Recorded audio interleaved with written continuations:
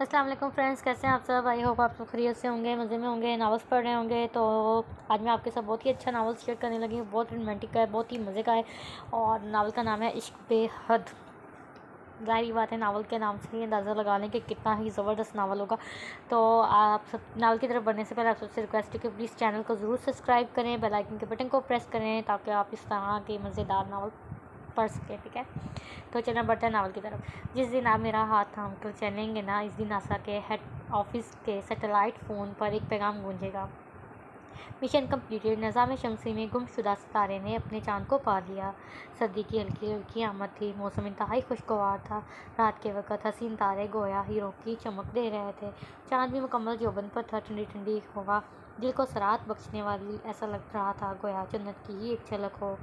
इस हसीन मंजर में खिड़की के पास खड़ी आसमानी मोतियों को तकती वो भी इस हसीन मंजर का हिस्सा लग रही थी। मैंने आपसे कहा था ना, चांदनी रातों में यूँ खिड़की से ना झाँका करें। आप जानती हैं, इल्म फ़ल्कियात के माहिरीन ने ये दावा किया है आज से हज़ारों साल पहले निज़ाम शमसी में मौजूद गुमशुदा सितारे चांदनी रातों में अब ज़मीन पर दिखाई देते हैं। वह आहिस्ता चलता ज़ोया के पास आ खड़ा हुआ। आप भी ना, ज़ोया ने सर हिलाते हुए वापस आसमान की जानब देखा। अरे अभी तो वो तारा चाँद से कितना दूर था और अब इतना करीब। ज़ोया तकरीबन चहकी। अब ये चाँद और ये सितारा कभी जुदा नहीं होगा। वाओ, धीमे लहजे में बोलता हुआ ज़ोया के मज़ीद करीब आ रुका और दोनों आसमान की जानब देखने लगे। देखते ही देखते वो इस मंज़र में खो से गए। किसी को तड़पाओ तो याद रखना, तड़पना आपको भी पड़ेगा। वैसे मैं किसी को कुछ नहीं कहती, लेकिन जो मेरे अपनों को तकलीफ़ दे तो मेरा एक ही काम होता है, उसे तड़पा तड़पा के मारना। आग लगा दूंगी मैं इन सब की ज़िंदगियों में जिन्होंने मुझे और मेरे अपनों को जहन्नम में धकेला। क्योंकि अब वक़्त माया के हैं, तो माया ही के बनाए हुए असूलों पर गुजरेगा। अब सब वही चलेंगे जहाँ माया अपने नक्श छोड़ेगी। माया खुद से दिल ही दिल में मुखातब होते हुए कमरे से निकल गई। माया, माया रुको, कहाँ जा रही हो। माया जब यूनिवर्सिटी से निकल रही थी तो मीशा उसके पीछे भागते हुए आई। जन्नत में जा रही हूँ क्योंकि मसला है, तौबा है माही, कभी तो सीधे मुंह बात कर लिया करो। Maya, I am Maya not Mahi, okay. ओ क्या हो गया है यार, हम सब तुम्हें प्यार से माही कहते हैं। तुम तो ऐसे कह रही हो जैसे मैं जानती नहीं हूँ कैसा प्यार है तुम लोगों का। चलो हमारा प्यार ऐसा है, तुम तो कर लिया करो प्यार से बात। हाँ, प्यार से बात। मैं तो कहती हूँ किसी से बात भी ना करूँ और तुम कहती हो प्यार से बात। ओके बाहर में जाओ फिर। मैशा जिच हुई। ओके बाहर में जाओ फिर। मैशा जिच हुई। जा रही थी मगर तुम रास्ते में आ गई। अब ऐसा करो, तुम जाओ बाहर में और मैं चली घर। ये कहकर माया गाड़ी में बैठी और जन से गाड़ी भगा ले गई। हाय मम्मी। माया को याद है जब माया ने अपनी माँ को मामा के बजाय मम्मी कहना शुरू किया था तो उनका क्या रिएक्शन था। आ गई तुम माया, इतना लेट क्यों हो गई तुम। आज तुम्हारे बाबा इंतज़ार कर रहे थे तुम्हारे डिनर पर। मम्मी मैं कितनी दफ़ा आपको बता चुकी हूँ मेरा इंतज़ार मत किया करें, मुझे सबके साथ खाना नहीं पसंद। मगर माया मैं रूम में जा रही हूँ, मुझे डिस्टर्ब ना करे कोई। माया की माँ कुछ कहने ही लगी थी कि माया इनको टोकते हुए आगे बढ़ी। सॉरी मम्मी, मैं जानती हूँ मैं आप लोगों को हर्ट कर रही हूँ, मगर मैं क्या करूँ। आप दोनों के सामने मेरी हिम्मत टूटने लगती है और बाबा उसके सामने जाते ही मेरा दिल चीख चीख कर रोने को करता है। मैं कमज़ोर नहीं होना चाहती, अभी तो मैं हिम्मत हुई हूँ। माया सीढ़ियाँ चढ़ते दिल ही दिल में अपनी माँ से मुखातब थी। रूम में जाते ही उसने दरवाज़ा लॉक किया और फेंक कर पर ज़मीन पर फेंका। मुझे रोकोगी, मुझे रोकोगी। हाँ हाँ, बहुत हिम्मत आ गई तुम।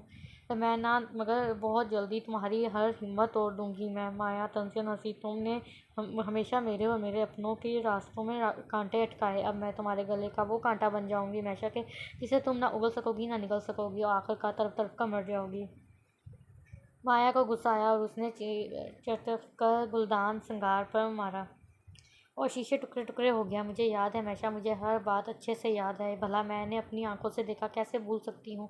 एक एक लफ्ज़ में तुम्हारा मेरे दिल पर नक्शा है और तुम्हारे ही लफ्ज़ इस्तेमाल करके मैं तुम्हें अज़ियत दूँगी। सब याद है मुझे, सब याद है माया। पर अब एक जुनून सा तारी हो गया था। वो चीज़ें पटक पटक कर फेंकने लगी। गुलदान उठाकर उसने शीशे पर मारा। शीशे के टुकड़े फ़िज़ा में उड़े और इधर उधर फैल गए, मगर उसका गुस्सा किसी तरह कम नहीं हो रहा था। काफ़ी दिन से वो अपने गुस्से की आग पर पानी का छिड़काव कर रही थी, मगर आज मैशक ने आग को हवा देने की गलती की थी। यूँ अचानक उसके सामने।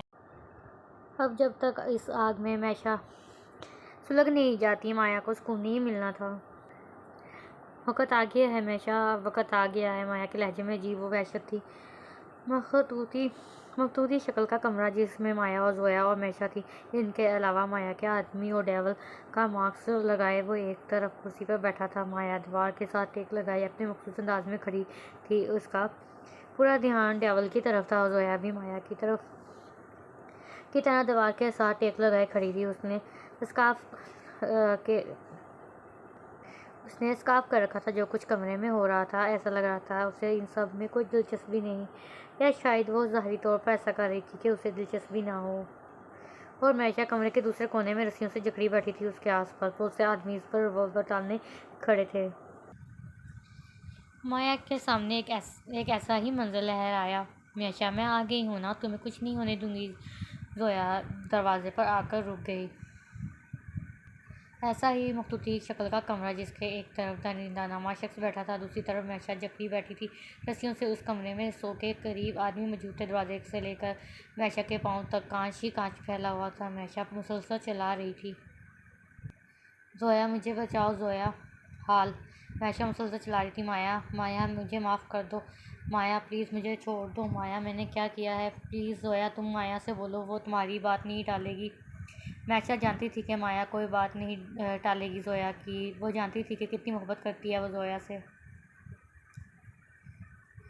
मेरा भी ख्याल है कि मेरा नहीं ख्याल कि ये देखते हुए भी कि मैं इतने कदरे मसरूफ़ हूँ, तुम्हें मुझे मुखातब करना चाहिए था। जोया ने मोबाइल से नज़रें हटाई, तीखी नज़रों से मैशा को देखा और फिर नज़रें मोबाइल पर मरकूज़ कर ली। माया के होठों पर मुस्कुराहट आई, जबकि मास्क से पीछे डेवल भी मुस्कुरा रहा था। इसकी रस्सियाँ खोल दो, माया ने हुक्म दिया। जैसे ही उसकी रस्सियाँ झूलीं, वो गिरते पड़ते उठ खड़ी हुई। ना जाना है ना तुम्हें, ठीक है, जाओ, इस कांच पर से गुजर कर जाओ, भाग जाओ, भागो। माया गिराकर बोली, मरती क्या ना करती, जान तो बचानी ही थी ना। तो मैशा ने जैसे ही एक कदम आगे बढ़ाया, कुछ याद आने पर माया ने आंखें मींची। माजी, सुनो लड़की, अगर तुम्हें इस लड़की की जान बचानी है ना तो आओ, इस कांच पर चलती हुई आओ, जाओ, उसकी रस्सी खोलो, भाग जाओ दोनों। जोया ने कांच की जानिब फिर से नज़र दौड़ाई। इसका दिल चाहा वो भाग जाए, मगर उसे मैशा को बचाना था, कांच पर चलना था।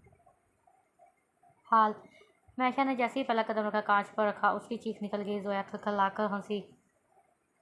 मैशा मुसलसल चलती जा रही थी, हज़ारों कतार उसकी आंसू बह रहे थे। जैसे जैसे वो आगे कदम बढ़ाती जा रही थी, उसके पाँव शदीद ज़ख्मी होते जा रहे थे। वो दर्द से बिलबिला रही थी। कुछ देर मज़ीद चलने के बाद आखिरकार वो दरवाजे पर पहुंच ही गई। दरवाजे के करीब पहुंचते ही वो ढह गई, मगर वो हिम्मत करके उठ खड़ी हुई। जैसे ही वो दरवाजे से बाहर कदम बढ़ाने लगी, माया ने सामने से आकर उसे धक्का दिया और वो फिर से गिर गई। डेवल का जानदार कहका गूंजा। माया और जोया का भी कहका मुसलसल साथ शामिल था। हर तरफ इन तीनों के कहके गूंजने लगे। प्लीज़ छोड़ दो मुझे, माफ़ कर दो मुझे, जाने दो मुझे, बख्श दो। माया वो गिड़गिड़ा रही थी, उस पर अपनी ज़िंदगी की भीख मांग रही थी। डेवल माजी में खो गया। माजी, जोया ने जैसे ही पहला कदम कांच पर रखा, उसकी चीख निकल गई। मैशा मुसलसल चलती जा रही थी और जवार और हज़ारों कतार इसके आंसू बह रहे थे। जैसे जैसे वो आगे कदम बढ़ाती गई, उसके पैर शदीद ज़ख्मी हो गए। वो दर्द से बलबला रही थी। कुछ देर मज़ीद चलने के बाद आखिरकार वो मैशा के पास पहुंच ही गई। मैशा के करीब पहुंचते ही वो ढह गई, मगर वो हिम्मत करके उठ खड़ी हुई। कांपते हाथों से वो मैशा की रस्सियाँ खोलने लगी। 5 मिनट में वो रस्सियाँ खोलने में कामयाब हुई। मैशा पकड़कर उसने उठाया, खुद भी उठी। उसका हाथ पकड़ते एक कदम फिर कदम बढ़ाए। जैसे ही वो कदम बढ़ाने लगी, मैशा ने पीछे से उसे धक्का दिया, वो फिर से गिर गई। परिंदे का जानदार कहका गूंजा। मैशा का भी कहका साथ शामिल था। हर तरफ इन दोनों के कहका गूंजने लगे। जोया हैरानगी से मैशा को देखने लगी। तुम्हें क्या लगा जोया, ये सब मुझे अगवा करके मुझे मारने लाए हैं और तुम मुझे बचा लोगी? नहीं जोया नहीं, यहाँ तुम्हारी मौत लाई है, छोड़ दो मुझे, मैंने क्या किया है, जाने दो मुझे। वो गिड़गिड़ा रही थी, अपनी ज़िंदगी की भीख मांग रही थी, मगर एक लम्हे का भी इंतज़ार किए बगैर उसके दिल के मुकाम पर यके बाद गिरे 2 फायर कर दिए गए और जोया फ़ौरन ही दम तोड़ गई। दी एंड। हा हा हा। मैशा हंसी ही जा रही थी। हाँ, तुम्हें क्या लगता है मैशा, तुम इन कांच पर पाँव ज़ख्मी करोगी, फिर तुम यहाँ आज़ाद होने के लिए नहीं आई, तुम्हें यहाँ मौत लाई है। हाँ हाँ, मौत, तुम्हारी मौत। एक फायर मैशा के सीने पर माया ने किया, दूसरा करने ही लगी थी कि जोया ने रोका। आप ही मुझे करने दो। माया ने रिवॉल्वर जोया के हाथों में दिया और चंद सेकंड के बाद हमेशा के सीने पर 2 गोलियों के निशान नज़र आ रहे थे। हमेशा की सांसों की डोरी टूट गई। दी एंड। डेविल धारा। अभी मेरा हिसाब बाकी है। डेविल फिर से चिल्लाया। उसकी लाश कुत्तों के आगे फेंक देना। डेविल कुत्तों का नोचा हुआ एक चेहरा याद करके तकलीफ से गुजरा, मगर फौरन ही उसने खुद को नॉर्मल किया। तर्जमा। और हमने इसमें उन पर लिख दिया कि जान के बदले जान है, और आँख के बदले आँख, नाक के बदले नाक, कान के बदले कान, दांत के बदले दांत, और सब जख्मों में बराबर बदला है। फिर जो इस कसास का सदका कर दे तो वो इसके लिए कफारा है, और जो इसके मुताबिक फैसला न करे जो अल्लाह ने नाजिल किया है तो वही लोग जालिम हैं। इन आदमियों में से खड़े एक बुजुर्ग आदमी बोले। माया ने मुस्कुराकर उनकी तरफ देखा। तीनों रूम से बाहर निकले। डेविल एक तरफ तो माया और जोया दूसरी तरफ गाड़ी भगा ले गए। मैं किसी का हिसाब नहीं रखती। हर जुल्म का बदला मिलेगा जालिमों को। देखो जोया, मैंने बदला ले लिया तुम्हारा। अब तुम्हारी रूह को सुकून होगा। और तुम्हें पता है, आप ही हमारी जोया इतनी बहादुर हो गई है कि इसने भी आज एक गोली मैशा के सीने के आर पार की। पहले मैं बदला लेने से डरती थी, मैं अकेली थी, मगर अब मेरे साथ मेरी बहुत से साथी हैं। मैं अब अकेली नहीं हूँ। सबको एक एक पाई का हिसाब देना पड़ेगा। माया और जोया की कब्र पर आई थी और अब वापस जा रही थी। गाड़ी ड्राइव करते हुए उसे जोया का घर से मौत तक का सफ़र याद आया। माजी अब वो हसीन है जोया, मेरे शहर की तरफ आए तो मिलती हुई जाना। मैं अपनी नर्सरी की क्यारियों से मोतियों के सारे फूल तोड़कर आपको कंगन और गजरे बनाकर दूंगा, ताकि वापसी का सफ़र महकता हुआ गुजरे। जोया ने नज़रें चुराकर आसमान की तरफ देखा। अगर आपको मुझसे ज़्यादा खूबसूरत लड़की मिल गई तो क्या करेंगे? जोया ने आसमान से नज़रें हटाकर दाऊद को देखते हुए पूछा। मैं उसे गले लगाऊंगा और गोद में उठाकर पूछूंगा कि तुम अपनी माँ से ज़्यादा खूबसूरत कैसे हो सकती हो? दाऊद ने प्यार से जोया को देखते हुए कहा। जोया जैसे कुछ समझते हुए शर्माने लगी। फिर हल्की सी मुस्कुराई। जोया, आप चाहें तो महकमा मौसमियात की तमाम पेशेन गोइयों को झटकाकर फ़कत अपने हंसने से मौसम बदल सकती हैं। दाऊद उसकी मुस्कुराहट में खो सा गया। अच्छा जोया, ये बताएं आज आप इतनी खुश क्यों हैं? अरे आपको कैसे पता मैं खुश हूँ आज? ओ लो जी, कमाल करती हैं जोया आप भी। भला मुझे कैसे नहीं पता होगा? वालवाना मोहब्बत है मुझे आपसे। आप खुश होती हैं तो मेरे दिल की सरजमीन पर फूल खिल जाते हैं।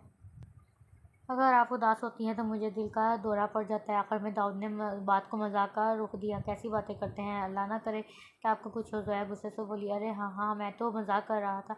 इतनी मोहब्बत करती हो मुझसे? जी हाँ, बहुत ज़्यादा। इसीलिए तो दिन रात दहलीज पर नजरें टिकाए इस जदीद दौर में भी आपके खत का इंतज़ार करती रहती हैं। मुझे लगता है मेरे मरने के बाद जब मेरा संदूक खोला जाएगा तो सदियों की जमा पूंजी के नाम पर आपके बोसीदा पीले खत मिलेंगे। दाऊद उसे ही देखकर मुस्कुराया गया। आपने मुझे याद किया जोया। मैंने आपको जिया है, जागने की एक एक सांस से लेकर नींद के एक एक लम्हे तक, सोच की एक एक करवट से लेकर गुमान की एक एक पल तक। अगर मैं आपको याद ना करूं तो क्या करूं दाऊद? मैं आपसे और आपकी मोहब्बत से कभी दस्तबरदार नहीं होना चाहूँगा जोया। अगर किसी दिन ऐसा हो गया तो वो दिन मेरी ज़िंदगी का आखिरी दिन होगा। मैं दुनिया से आखिरी दफ़ा जो चीज़ लेकर जाना चाहता हूँ वो आपका साथ है। एक दफ़ा मेरा यहाँ ट्रांसफ़र हो जाए, पलक झपकने की देर ना लगाऊंगा आपको अपना बनाने में। सीढ़ियों पर कदमों की चाप सुनाई दी। मैं चलता हूँ जोया, अपना ख्याल रखना।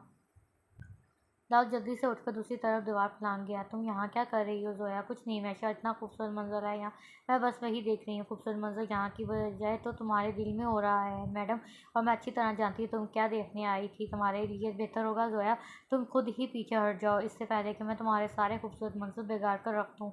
मैशा तंज पर तंज किए जा रही थी। दाऊद सिर्फ मेरा है जोया, इससे दूर रहो। मैशा मैडम भी तुम्हारा है, आतिश भी तुम्हारा है, और जो अपने नाम की तरह तुम्हारी ज़िंदगी में आग लगा गया। बेहतर तो तुम्हारे लिए होगा कि तुम दाऊद पर नज़र रखना छोड़ दो। तुम्हारे कल अभी नहीं हो सकते। दाऊद के दिल पर सिर्फ मेरी हुक्मरानी है। मैशा की निस्बत जोया का लहजा नरम था। मैशा ने जोरदार थप्पड़ जोया को मारा। अपनी ज़ुबान को लगाम दो लड़की, बड़ी मुश्किल से हम तुम्हें यहाँ बर्दाश्त कर रहे हैं। एक दफ़ा ये जायदाद हमारे नाम हो जाए, एक सेकंड नहीं लगाऊंगी तुम सबको यहाँ से निकालने में। जोया कुछ कहने ही लगी थी कि मैशा की चीख निकली। देखा तो उसकी बाजू से खून निकल रहा था। 15 साल क्या ने पीछे से आकर गहराई में मैशा की बाजू पर ब्लेड मारा था, जो वो हमेशा अपने पास रखती थी। मैशा दोबारा मेरी बहन को हाथ भी लगाया ना तो हाथ तो काट दूंगी मैं तुम्हारा। माया सारी तमीज़ बलाए ताक रखती हुई बोली, जबकि मैशा दर्द की ताब न लाते हुए कमरे की जानब दौड़ी। जोया खिलखिलाकर हंसी, बड़ी बुरी बात जोया, ये क्या हरकत की है तुमने? जोया ने मसनूई सा गुस्सा किया माया पर।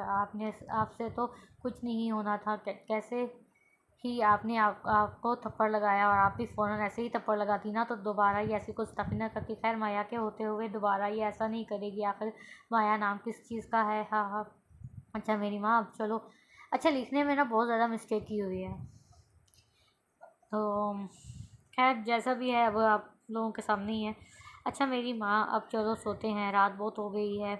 जोया माया का हाथ पकड़कर कमरे की जानब चल दी। माया तो चलो बच्ची है, मगर लगता है ऐसा नहीं हटूंगी तुम मेरे रास्ते से जोया।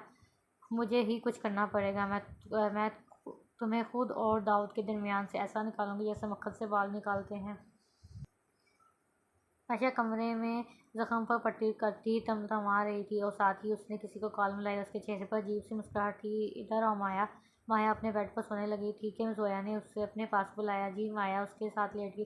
तुम जब बड़ी होगी ना माया, तो तुम्हारी ज़िंदगी में एक शहज़ादा आएगा। मगर जोया, आपकी अम्मी तो कहती हैं कि हम मिडिल क्लास लड़कियों की ज़िंदगी में कोई शहज़ादा वादा नहीं आता, और ना ही हम शहज़ादियाँ होती हैं। हाँ, मगर एक ऐसा साथी जो आपको शहज़ादी जैसी इज़्ज़त देगा और बेमौल वफ़ा करेगा। दुनिया बहुत ज़ालिम है, तुमसे तुम्हारा शहज़ादा छीनेगी। मगर नहीं माया, तुमने अपना शहज़ादा किसी को नहीं देना। लाख कोशिश करके करे कोई, मगर तुमने हिम्मत नहीं हारनी। जो कोई भी तुम्हारा शहज़ादा तुमसे छीनने की हिम्मत करे, उसकी हिम्मत तोड़ कर रख देना, इसको तबाह कर देना। अव्वल तो ये ज़रूरत भी नहीं पड़ने देना कि कोई तुमसे तुम्हारा शहज़ादा छीने। भला क्यों कोई छीने तुमसे तुम्हारा शहज़ादा? वो दूसरों का थोड़ी ही ना होगा, वो तो बस तुम्हारा होगा। इसका दिल तुम्हारे नाक पर धड़केगा, वो सिर्फ तुम्हारा होगा। माया का, सिर्फ और सिर्फ माया का। ठीक है ना माया, समझ रही हो ना? माया अपनी समझ के मुताबिक बहुत कुछ समझ चुकी थी। उसने बस अपना सर हिला दिया। जोया की आंखों में नमी थी। उसे लग रहा था जैसे कि ये आखिरी बार है वो माया से यूँ बात कर रही है। चलो सो जाओ तुम, मैं पानी के लेकर आती हूँ। कमरे से निकलकर जोया अपने माँ बाप के कमरे में गई। कुछ देर उन्हें देखती रही, फिर किचन में पानी लेने गई, मगर किचन की खिड़की से उसने मैशा को बैठ जाते देखा। पानी वहीं रखती और मैशा के पीछे है। मैशा उसे देख चुकी थी और शैतानी हंसी हंस रही थी। मैशा ने गेट के बाहर कदम रखा, जोया भी इसके पीछे गेट से बाहर निकली। माया ने जब देखा कि काफ़ी देर बाद जोया पानी लेकर नहीं आई, तो वो भी नीचे चली आई। उसने जोया को बाहर निकलते देख लिया था। जोया अब मैशा के पीछे और माया जोया के पीछे थी। कुछ देर ही चलती रही कि मायशा को किसी आदमी ने पकड़ लिया। जोया उनके पीछे भागी और माया जोया के पीछे। अनजान रास्ता, घना जंगल, गुप्त अंधेरा। जोया उनके पीछे पीछे चल रही थी और देखते ही देखते बंद दरवाज़ा खुला और वो इसमें गुम हो गए।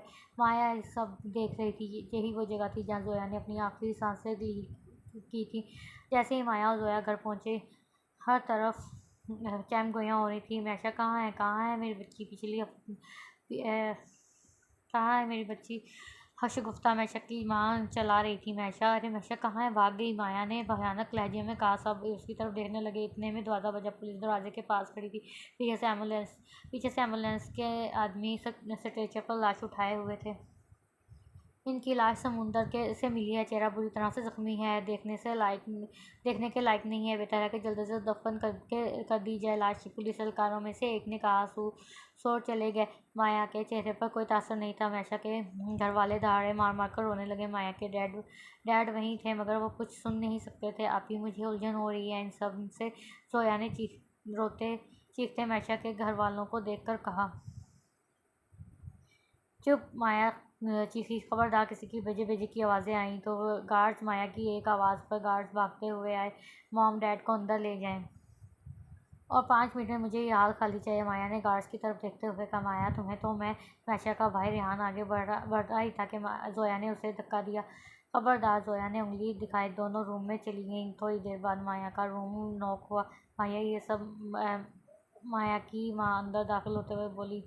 कुछ नहीं हुआ, अभी हुआ। वो डिस्टर्ब थी मैशा की मौत से। उन्हें जोया की मौत याद आ रही थी। उनके ज़ख्म एक बार फिर से रास्ता हो गए थे। मॉम, ये सब इंसाफ है। आप फ़िक्र ना करें, मैं चाहूँ तो अभी इनको इस घर से निकाल दूँ खड़े खड़े, लेकिन नहीं, इनकी लाशें निकलेंगी लाशें। अब आप जाएँ, आराम करें, सुबह डैड की फ़्लाइट है लंदन के इलाज के लिए, आप भी साथ जाएंगी। मगर माया, तुम्हें पापा नहीं मानने, तुम्हारे पापा नहीं मानेंगे, मैं मना लूँगी, आप फ़िक्र ना करें और जाएँ, आराम करें। माया की माँ सोती जोया को प्यार करती अपने रूम में चली गई।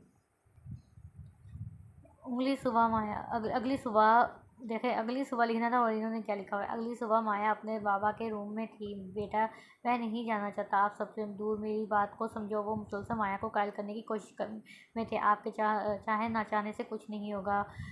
टिकट बुक है बाबा, जाना तो आपको है, क्योंकि आपको ठीक होना है, आप अपने लिए नहीं तो मेरे लिए, मामा आने के लिए।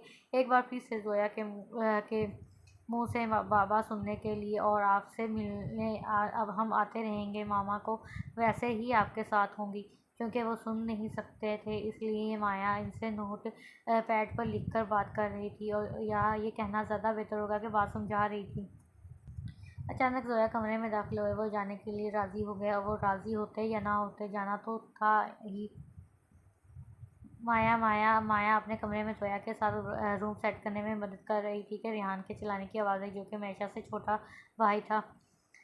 क्या है, क्यों चिल्ला रहे हो? हाँ, माया माया नीचे आई। माया, बहुत हो गया तुम्हारा ड्रामा, अब मैं तुम्हें अपने घर वालों की तरफ आँख उठाकर भी नहीं देखने दूंगा। ओ, तो बिल्ली को भी पड़ लग गए है। हाँ, माया ने तंज किया। मेरी 2 आंखें हैं, 2 हाथ हैं, 2 टांगें हैं, तुम क्या क्या उठाने के लिए रोकोगे मुझे? रेहान, खैर, मैं फजूल बहस नहीं करना चाहती, तुम अपनी उल्टी गिनती गिनना शुरू कर दो, क्योंकि इंसाफ तो होकर रहेगा। मैं वो नहीं जो दूसरों से अपने इंसाफ की भीख मांगते हैं, मैं वो हूँ जो खुद को खुद इंसाफ दिलाती हूँ।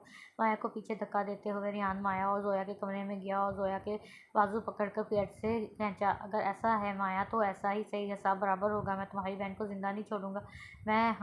मेरा हाथ छोड़ो रेहान। जोया गुस्से में, जबकि माया दरवाजे के पास रिलैक्स खड़ी थी। मैंने कहा रेहान, मेरा हाथ छोड़ो। जोया ने दांत पीसते हुए कहा, नहीं छोड़ूंगा, समझी तुम? नहीं, मैं नहीं समझी, तुम समझोगे अब अच्छी तरह। जोया ने दूसरे हाथ से रेहान का बाजू पकड़ा और अपने नाखून उसके बाजू में गाड़ दिए। तकलीफ से उसने जोया का हाथ छोड़ दिया। रेहान माया को घूर रहा था। आइंदा मुझे हाथ लगाने की हिम्मत भी ना की तो आइंदा ये हाथ लगाने के काबिल नहीं रहेंगे। जोया बोल रही थी कि माया ने उसे टोकते हुए अधूरा जुमला मुकम्मल किया। रेहान तमतमाता हुआ कमरे से बाहर निकल गया। क्या करना है आप ही? जोया ने माया से पूछा। आओ मेरे साथ। माया जोया का हाथ पकड़कर आगे बढ़ गई। आप लोग मेरी एक बेटी को नुकसान पहुंचा चुके हैं, मगर मुझे अपनी दूसरी बेटी को महफूज रखना है। अब ये घर मेरे नाम है। इससे पहले कि ये लोग कुछ करें, मैं कल माया के नाम ये घर करवा दूंगी और साथ ही उसे अपने दोस्त के यहाँ तुर्की भिजवा दूंगा। उसने एक एजेंसी कायम कर रखी है, जिसमें वो कमज़ोर बच्चों को मुख्तलिफ़ किस्म की ट्रेनिंग्स देकर उन्हें मजबूत करता है। बहुत से कमज़ोर बच्चे जो अपने हक़ के लिए आवाज़ नहीं उठा सकते, ज़माने के मसाइल का शिकार थे, और उनकी आइंदा ज़िंदगी भी ऐसी ही गुजरनी थी। मालकानी ने उन्हें मजबूत बनाया, इतना कि उन्हें ज़माने का सामना करने के लिए किसी हीरो की ज़रूरत नहीं रही। वो अपने हीरो खुद बने और अपने हकूक़ हासिल किए। मैं माया को वही भेजूँगा। मीर मलकानी से बात हो चुकी है। वो पाकिस्तान में है। कल माया को लेकर घर नाम करवाने के बाद वो मलकानी के साथ फैसलाबाद के लिए रवाना हो जाएगी, और 5 साल बाद जब वो वापस आएगी तो वो ये माया नहीं होगी। जैसा आप चाहें, मगर जो कुछ करना है इनसे छुपा कर करना है। माया की माँ ने कहा। हाँ, इंशाल्लाह ऐसा ही होगा। जोया की वफ़ात के रात उनके माँ बाप दोनों माया के हिफाजत के मतलब बात कर रहे थे, और माया साथ सो रही थी। उनके लिए अब इन सबसे ज़्यादा जो ज़रूरी चीज़ थी, वो माया की हिफाजत। माया के डैड बहुत बड़े आर्मी अफसर थे, जो अब रिटायर हो चुके थे। माया के दादा ने वफ़ात से 10 दिन पहले अपना घर, बड़े बेटे और उनकी औलाद के लक्षण देखते हुए अपने छोटे बेटे माया के बाप के नाम कर दिया, जो कि उनकी तवील बीमारी में माया के माँ बाप ही उनके साथ थे। उनके बड़े बेटे ने तो 1-2 दफ़ा पूछने तक ही गवारा किया था, मगर जैसे ही उन्हें पता चला कि घर बाबा के नाम हो गया, तो उन्हें शदीद उद्यम मचाया और अपना हिस्सा मांगा। जबकि माया के दादा इस बात से सख्त खिलाफ हो गए कि वो किस हिस्से की बात करते हैं। बाप की तवील बीमारी के अरसे में 100 रुपए की दवाई तक ना ला कर दे, कभी तो वो अपने घर का काहे का हिस्सा। माया के चाचा ने लाख इख्तलाफ पर भी कोई दादा के फैसले को न बदल सका। इस वक्त तो माया के चाचा कुछ ना कर सके, मगर उसके बाद उन्होंने माया की फैमिली को शदीद नुकसान पहुंचाया। मैं क्या इस वक्त दाऊद से मिलने उसके फ्लैट पर गई। दाऊद 15वें फ्लोर पर दीवार के साथ खड़ा था। मुझसे ज़्यादा बदनसीब कौन होगा जिसकी मोहब्बत को खुदा ने अपने पास बुला लिया। मैं ज़िंदा नहीं रह पाऊंगा। देखो दाऊद, जो किस्मत में था हो गया। जोया चली गई, वो तुम्हारे लिए बनी ही नहीं थी। उसे भूल जाओ। उसे भूल जाऊँ यानी अपने दिल का गला घोंट दो? देखो दाऊद, मैं भी तुमसे बहुत प्यार करती हूँ। मुझसे शादी कर लो दाऊद। अगर अपनी जोया का ना हो सका तो किसी और का भी नहीं होगा। मैशा तमतमा उठी। तो फिर ठीक है, मरो तुम। मैशा आगे बढ़ी और अभी उसने दाऊद के सीने पर हाथ ही रखा था कि दाऊद ने खुद को पीछे गिरा लिया और बल खाता हुआ 15वें फ्लोर से नीचे गिरा। और जिस दिन जोया दाऊद से बिछड़ गई, वो दिन दाऊद की ज़िंदगी का आखिरी दिन होगा। और नीचे दाऊद की लाश के गिर्द एक हजूम जमा हो चुका था। मैशा बुखला गई। वो जैसे ही पीछे मुड़ी, एक साया घूमता हुआ दिखाई दिया। वो इस साए को अच्छी तरह पहचान चुकी थी। अरे आओ यार, बैठो। कैसे हो जनाब? हमारी 3 साल बाद मुलाकात हो रही है। माया और उसके बाबा माया के घर करवा नाम माया के नाम घर करवा कर मलकानी साहब के ऑफिस आए थे। मलकानी साहब उनको देखकर काफ़ी पुरजोश हुए थे, लेकिन माया को उन्होंने इग्नोर किया था।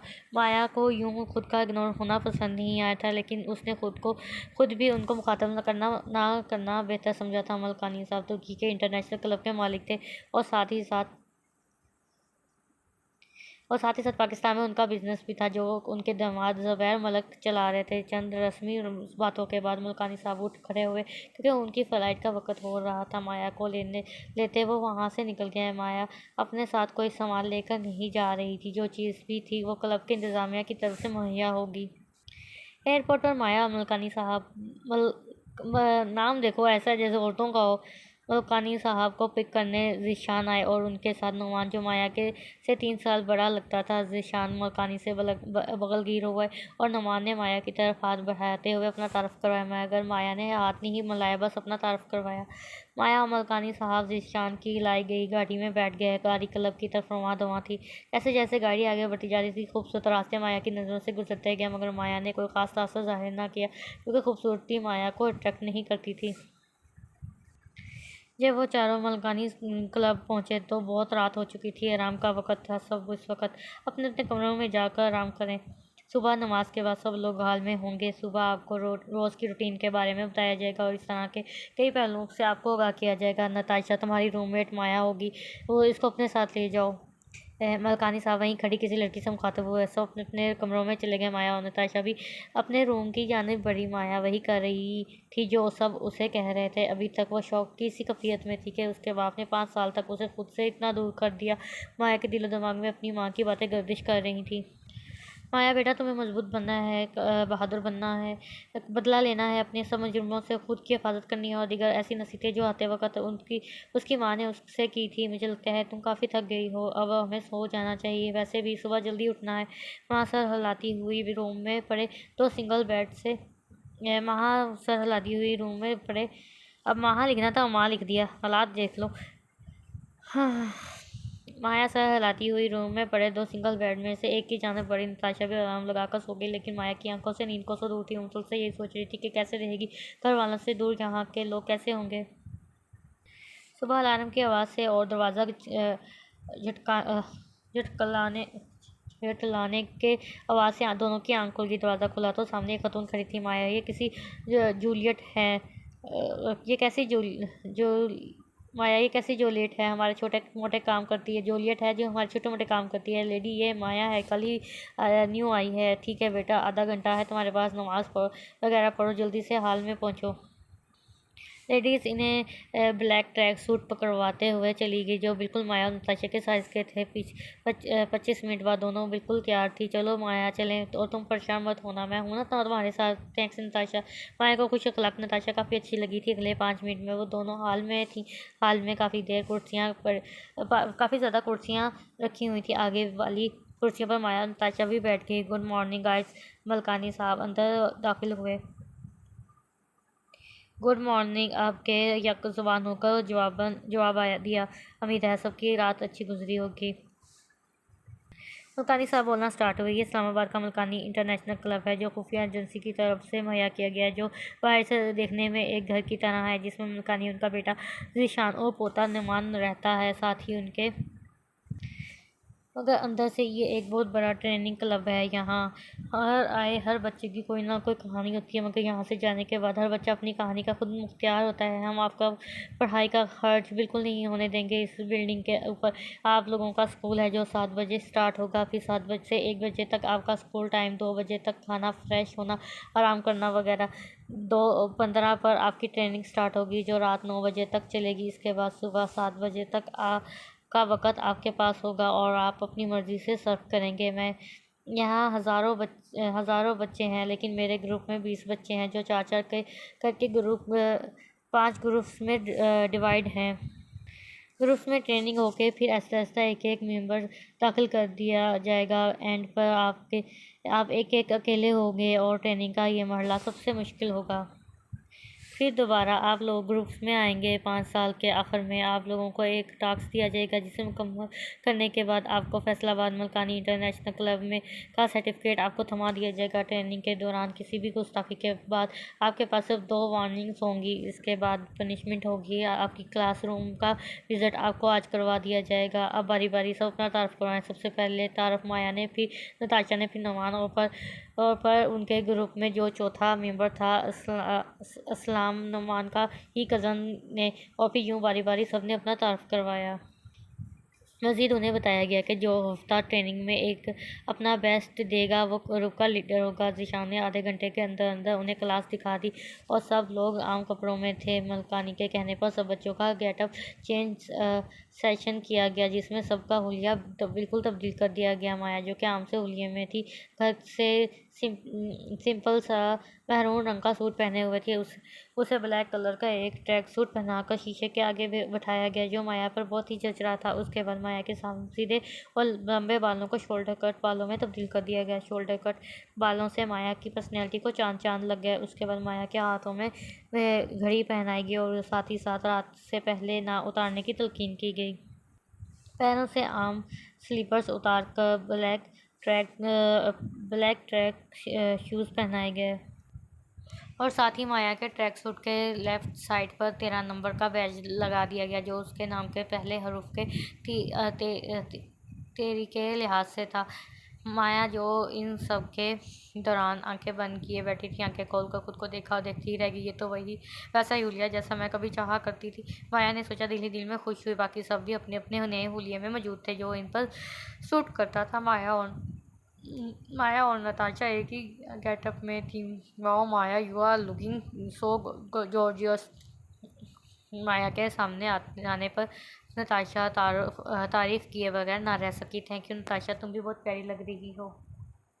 नताशा भी बहुत प्यारी लग रही थी। नताशा की शख्सियत में मज़ायापन, बड़ी नरमी, अच्छा अखलाक, दोस्तानापन सबसे बेहतरीन और साफ थे। उसके बाद नताशा की हेज़ल ग्रीन आंखें उसे मज़ीद पुरकशिश बना रही थी। मुस्तकबिल की सबसे बेहतरीन दोस्त माया और नताशा होगी और उनकी दोस्ती की मिसाल मुल्तानी क्लब की अजीम मिसाल होगी, जिससे वो इसी हाल में जमा थे। मिस्टर मुल्तानी फिर से महवे गुफ्तगू थे। आप लोग देख रहे हैं आपके हुलिये तब्दील कर दिए गए, मगर मेरी एक बात याद रखिएगा, ज़ाहिरी तब्दीली से कुछ नहीं होता। ज़ाहिरी सूरत तब्दील करने से कोई फ़र्क नहीं पड़ेगा जब तक आप अपना अंदर तब्दील ना करेंगे। कभी किसी भी इंसान को डिफ़ाइन उसके अमाल, उसकी ज़ाहिरी सूरत, शक्ल सूरत से ज़्यादा उसकी वैल्यू करती है।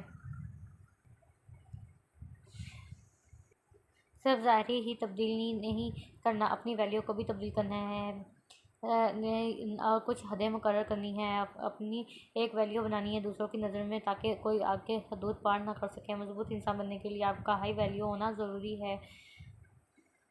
ये सारा दिन उन्होंने बिल्डिंग घूमने में लगाया और अपनी कोर्सेज़ की किताबों का मुतालिया किया। चलो माया, यार सो जाते हैं, अभी हमारे पास बहुत वक्त है सोने का। फिर मुझे तो लगता है अगले 5 साल सोना ही नहीं है। हाँ हाँ।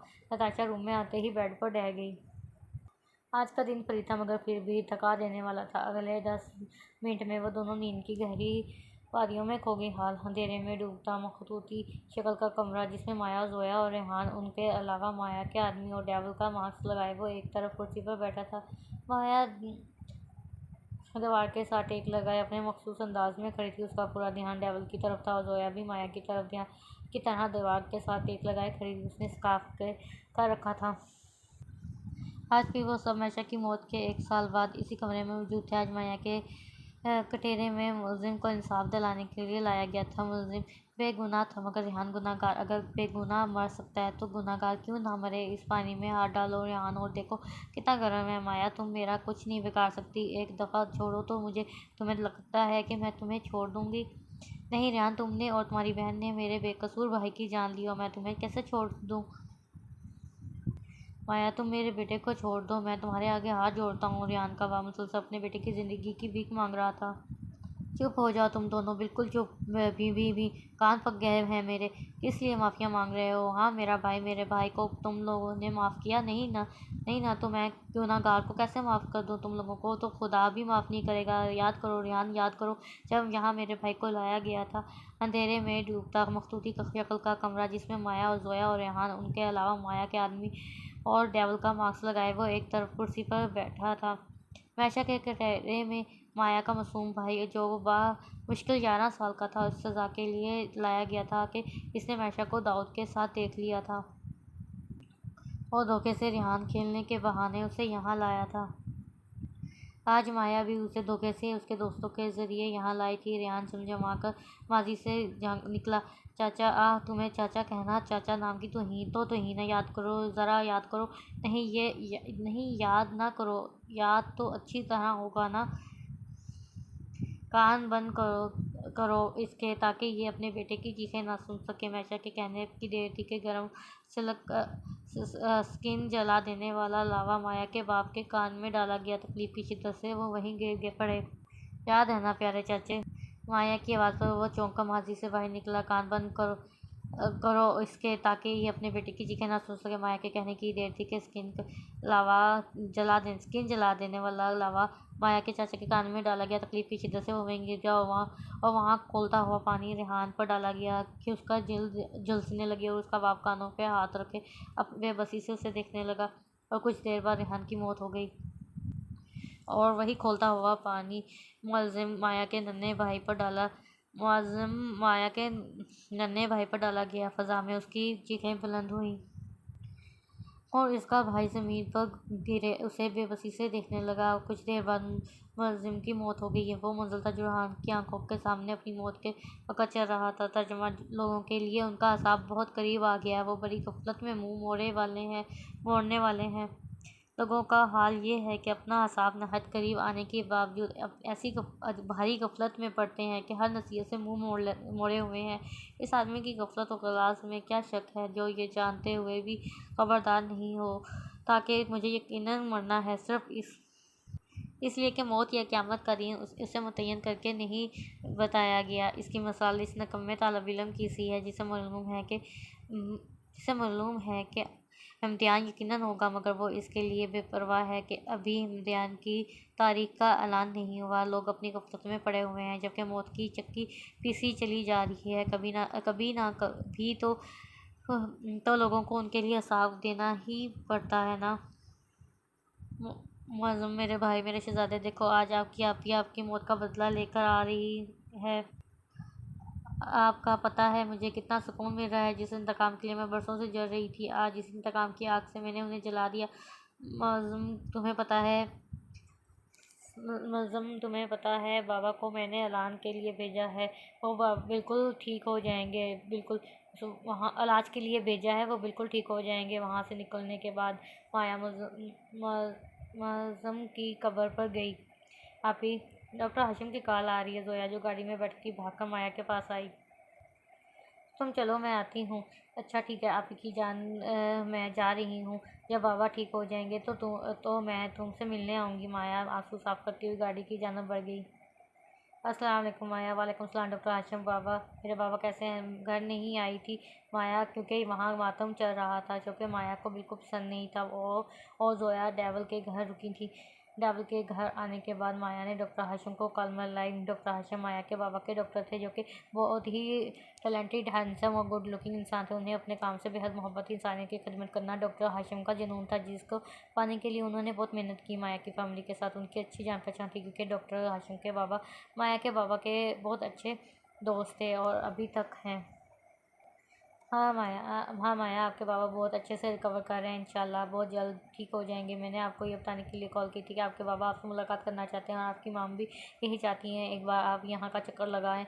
अगर आपके पास वक्त हो तो आप आ जाएं। जी मैं ज़रूर आऊँगी 2 दिन तक। और ऐसे ही कुछ रस्मी बातों के बाद कॉल बंद हो गई। माया कल ही चली जाती, मगर यहाँ उसे 1-2 काम निपटाने थे। माया ने घर कॉल करके अपना और जोया का सामान मंगवाया और घर की सिक्योरिटी को कुछ ज़रूरी हदायत दी और 2 दिन के बाद की लंदन की टिकट अरेंज करवाई। जोया को बताए ने कमरे में गई तो वो सो रही थी।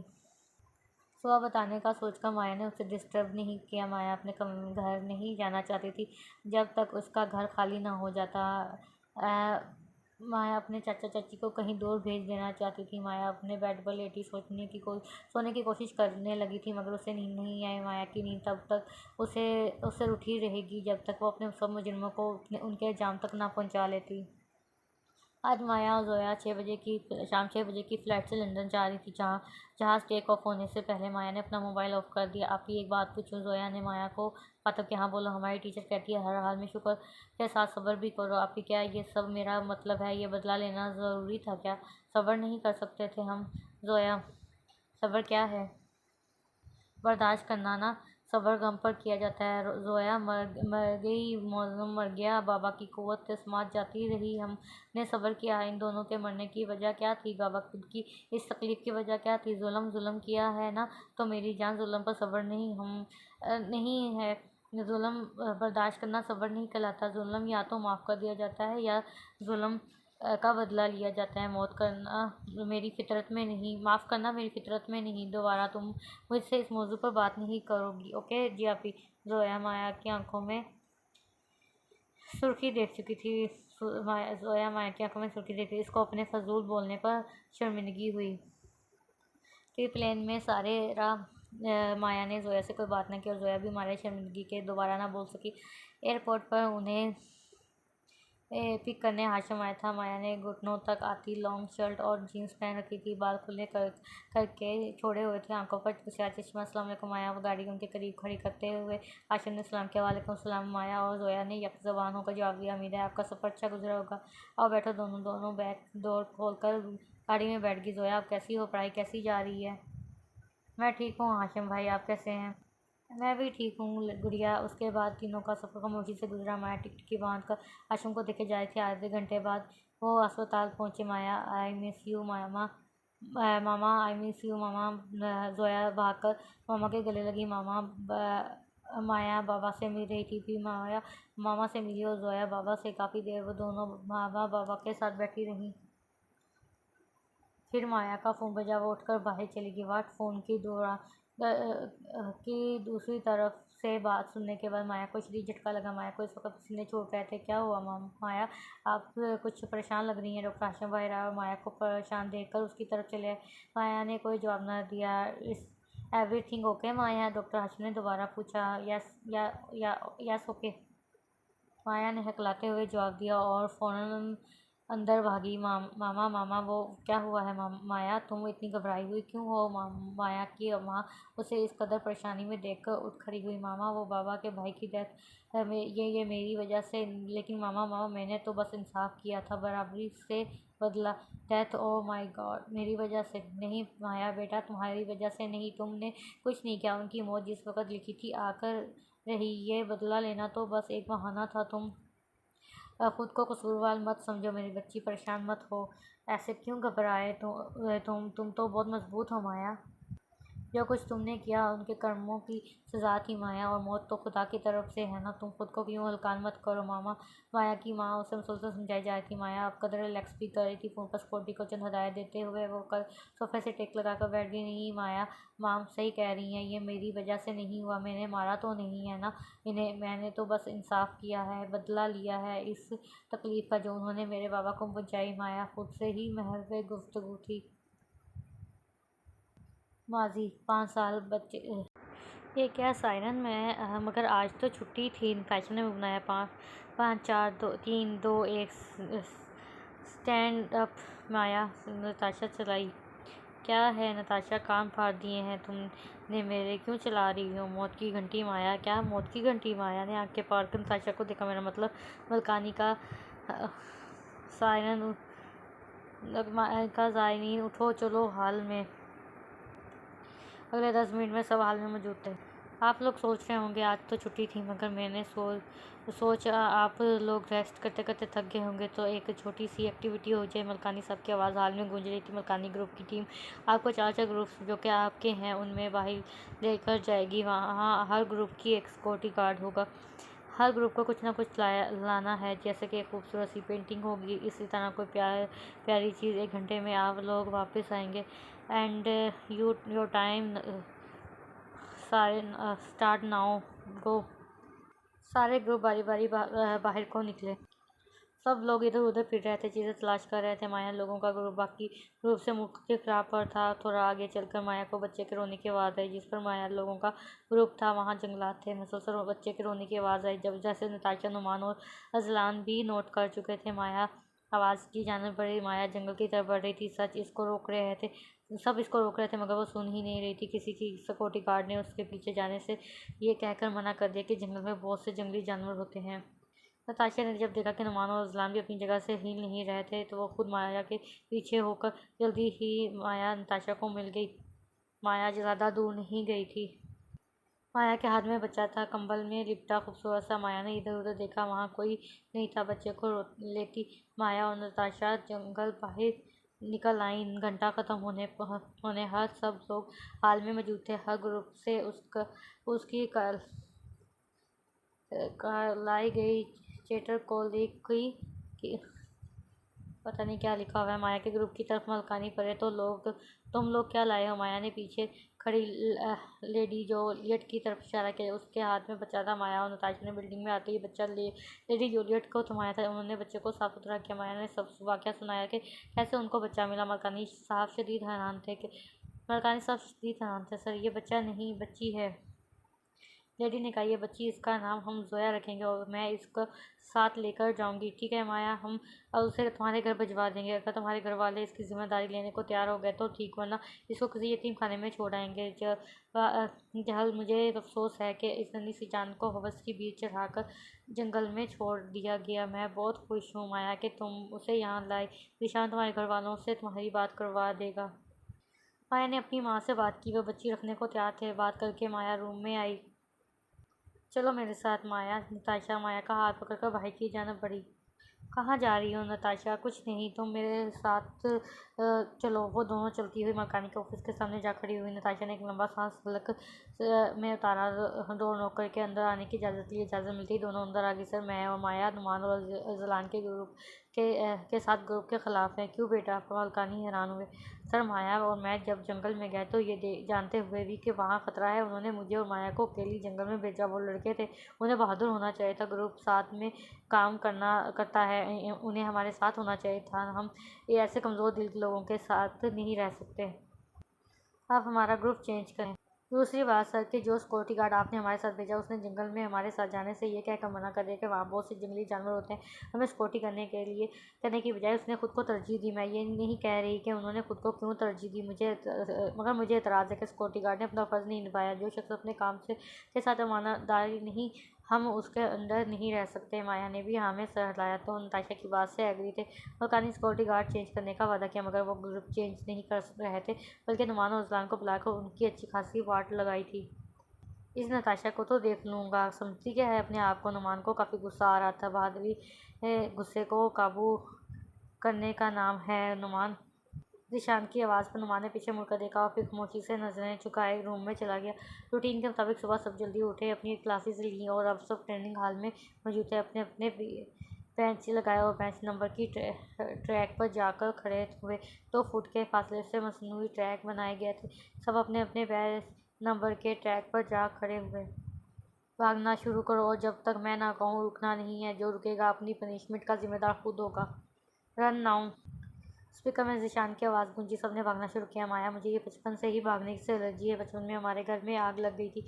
सब लोग भागो कहकर भागे, मगर मेरा चलने को भी दिल नहीं था। अब देखो ज़िंदगी कहाँ से कहाँ ले आई। हाँ, माया दिल खोल कर हंसी। चलो कोई बात नहीं, आदत हो जाएगी। और कितना भागना है? फूली हुई सांसें नताशा ने कहा। मुसलसल 1 घंटा हो गया है उनको दौड़ते, कभी तेज़ कभी आहिस्ता, मगर स्टॉप कहने का नाम ही नहीं ले रहे थे। स्टॉप! ज़ीशान की आवाज़ ने सबको ब्रेक लगाए। रन! अभी सब अपनी खुली सांस बाहर ही ना कर पाए थे कि दोबारा रन की आवाज़ से भागना शुरू हो गया। माया, मुझे लगता है आज पहले दिन ही मेरी मौत हो जाएगी। तौबा करो नताशा। मज़ीद 1 घंटा दौड़ने के बाद उन्हें अपने आधे घंटे का रेस्ट दिया गया। सब वहीं ज़मीन पर ही लूट फूट हो गए। अभी से थक गए तुम लोग। ये तो प्रैक्टिस है। 2 दिन बाद दौड़ मुकाबला है और विनर के लिए प्राइज़।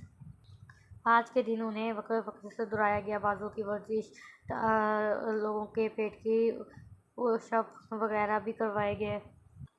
रूम में जाते ही माया और नताशा की हालत गैर हो रही थी। एक दूसरे से बिना बात किए वो दोनों 2 मिनट के अंदर अंदर गहरी नींद में थी। आ गए वापस बाप बेटी। अरे माया कहाँ है? माया को मलकानी के साथ रवाना करके आलम साहब घर पहुंचे तो उनकी मेशा की माँ सामने हाथ बांधे खड़ी थी। माया नहीं है, वो मुझसे खो गई। क्या मतलब खो गई? जनाब, माया सोई थी जो तुमसे खो गई। सुई थी जो तुमसे खो गई। हाँ, सोई थी खो गई।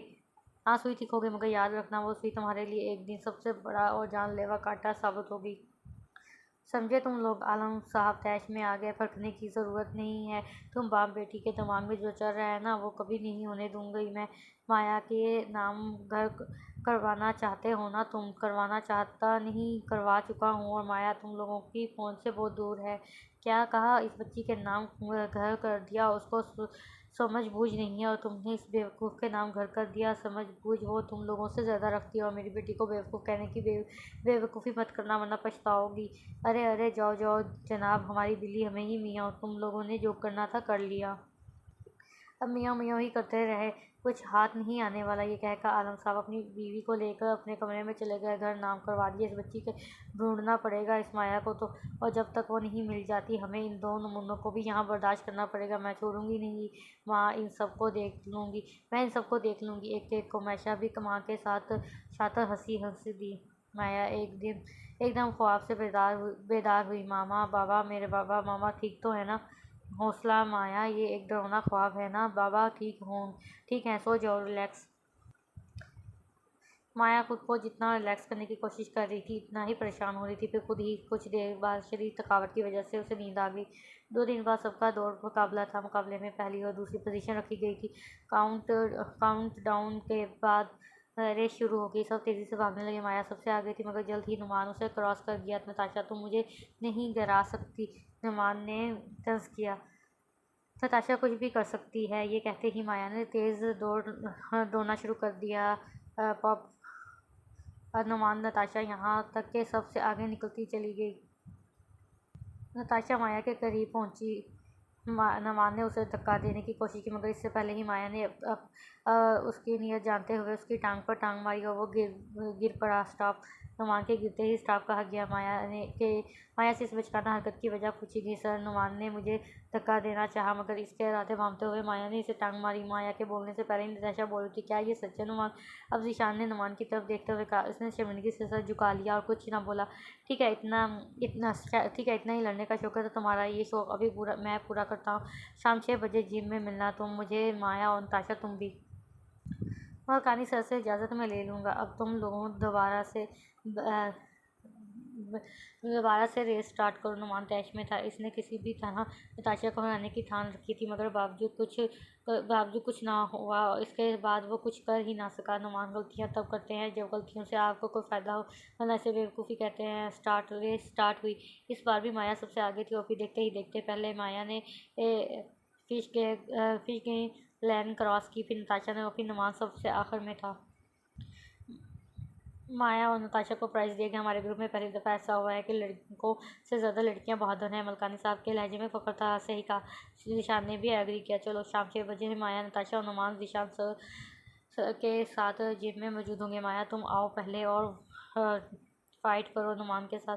सर छोटे होते मैं अक्सर फ़ाइट करते हुए सामने वाले को फ्लाइट करवा देती थी। माया हंसी। So funny. नुमान चिढ़ गया। माया और नुमान आमने सामने थे। चलो स्टार्ट करो। नुमान मुसलसल माया पर वार किए जा रहा था, मगर एक दफ़ा भी उसे छू ना सका। माया खुद को हर वार से बचाने की कोशिश कर रही थी। ये एक पंच माया की बाजू पर पड़ा, फिर तो माया की आग जल उठी। माया ने मौका देखते ही एक पंच मारा और नुमान के इसी हाथ को चोट दे दिया जिस हाथ से उसने माया को पंच मारा था। अब मुझे हाथ लगाने वाले दोबारा हाथ लगाने के काबिल नहीं रहते। नुमान के हाथ में शदीद तकलीफ हुई। You pastor. दिल में नुमान ने माया को गाली दी। काउंटडाउन के दौरान नुमान में इतनी हिम्मत ना हो सकी कि माया पर दोबारा वार कर सके, और फिर जीत माया की हुई। वेल डन माया। ज़ीशान सर ने माया को सराहा। नताशा तुम आओ। Okay sir. नताशा कुर्सी से उठकर एटीट्यूड से चलती हुई नुमान के सामने जा खड़ी हुई। Stop it. नुमान बिल्लियों की तरह मुझे घूरना बंद करो। नताशा ने नुमान को टोका जो मुसलसल नताशा को घूर रहा था। नुमान ने एक पंच मारा, मगर नताशा फौरन नीचे बैठ गई और निशाना चूक गया। नीचे बैठते बैठे नताशा ने टांग से नुमान की टांग पर वार किया। वो गिर पड़ा। इस बार भी हार नुमान की हुई। अब तुम्हें अच्छा सबक मिल गया होगा नुमान। ज़ीशान ने नुमान को उठाकर कुर्सी पर बिठाया। माया ने उसे पानी दिया। माया और नताशा, मैं तुम दोनों पर हैरान हूँ, मगर I am proud of you both. Sir, मैं दुनिया का ये कौल गलत साबित करके रहूँगी कि लड़कों के मुकाबले में लड़कियाँ कमज़ोर हैं। हा हा। माया और नताशा वापस कमरे में आई और हंस कर लुट-पुट हो रही थी। अब दोबारा टक्कर नहीं लेगा वो हमसे। सही कहा नताशा। चलो यार, मुझे रेस्ट करना है अब। ओके नताशा, तुम रेस्ट करो। मेरा दिल चाह रहा है मामा पापा से बात करूं, तो मैं उसी की इजाज़त लेने मलकानी साहब के ऑफिस जा रही हूँ। ओके जाओ। हाल। डॉक्टर हाशिम सुने। माया भागती हुई हाशिम की तरफ आ रही थी। जब वो अस्पताल के कमरे से निकल रहे थे, वो मेरी गाड़ी ख़राब हो गई है, मुझे और जोया को एयरपोर्ट के लिए निकलना है। प्लीज़ अगर आप फ्री हैं तो हमें ड्रॉप कर दें। ओके 5 मिनट वेट करें, मैं आता हूँ। हाशिम ने मुस्कुराकर जवाब दिया और गाड़ी की चाबी उठाने चला गया। इंतज़ार ही तो कर रही हूँ हाशिम। मेरे मन में है कुछ आग सी, या धुआं कोई, या तपश। तेरे इंतज़ार की। माया को हाशिम वापस आता दिखाई दिया। मैंने आज भी जला रखी है शम्मा, पकड़ जाना तेरे प्यार की। चलो माया। डॉक्टर हाशिम करीब आया। हिजर बहुत तवील है, सराकी मानिद।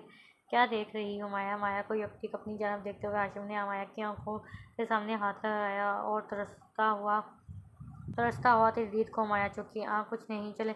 एयरपोर्ट पर पहुंचते ही माया और जोया गाड़ी से निकली और डॉक्टर हाशिम के गाड़ी यू टर्न देते हुए उन्हें खुदा हाफिज़ कहते हुए चले गए। क्या देख रही हो बेबी डॉल? पास ही खड़ी हाशिम को तकती एक लड़की की तरफ माया बढ़ी। मैं जिसे भी देखूं तुम्हें क्या? वो लड़की गोया माइंड कर गई। चलो आओ। माया उसे खींचती हुई ले जा रही थी। ए लड़की, कौन हो तुम? कहाँ ले जा रही हो मुझे? काल काट कर माया उसकी तरफ मुड़ी। खूंखार नज़रों से उसे देखा। बेचारी लड़की सहम गई। एयरपोर्ट के वेटिंग रूम में जब माया उसे लेकर पहुंची तो कोई भी पैसेंजर नहीं था। माया मुस्कुराई। गार्ड्स। माया ने आंखों से इशारा करके गार्ड्स को बुलाया और वो फ़ौरन वो लड़की को बांधने लगे।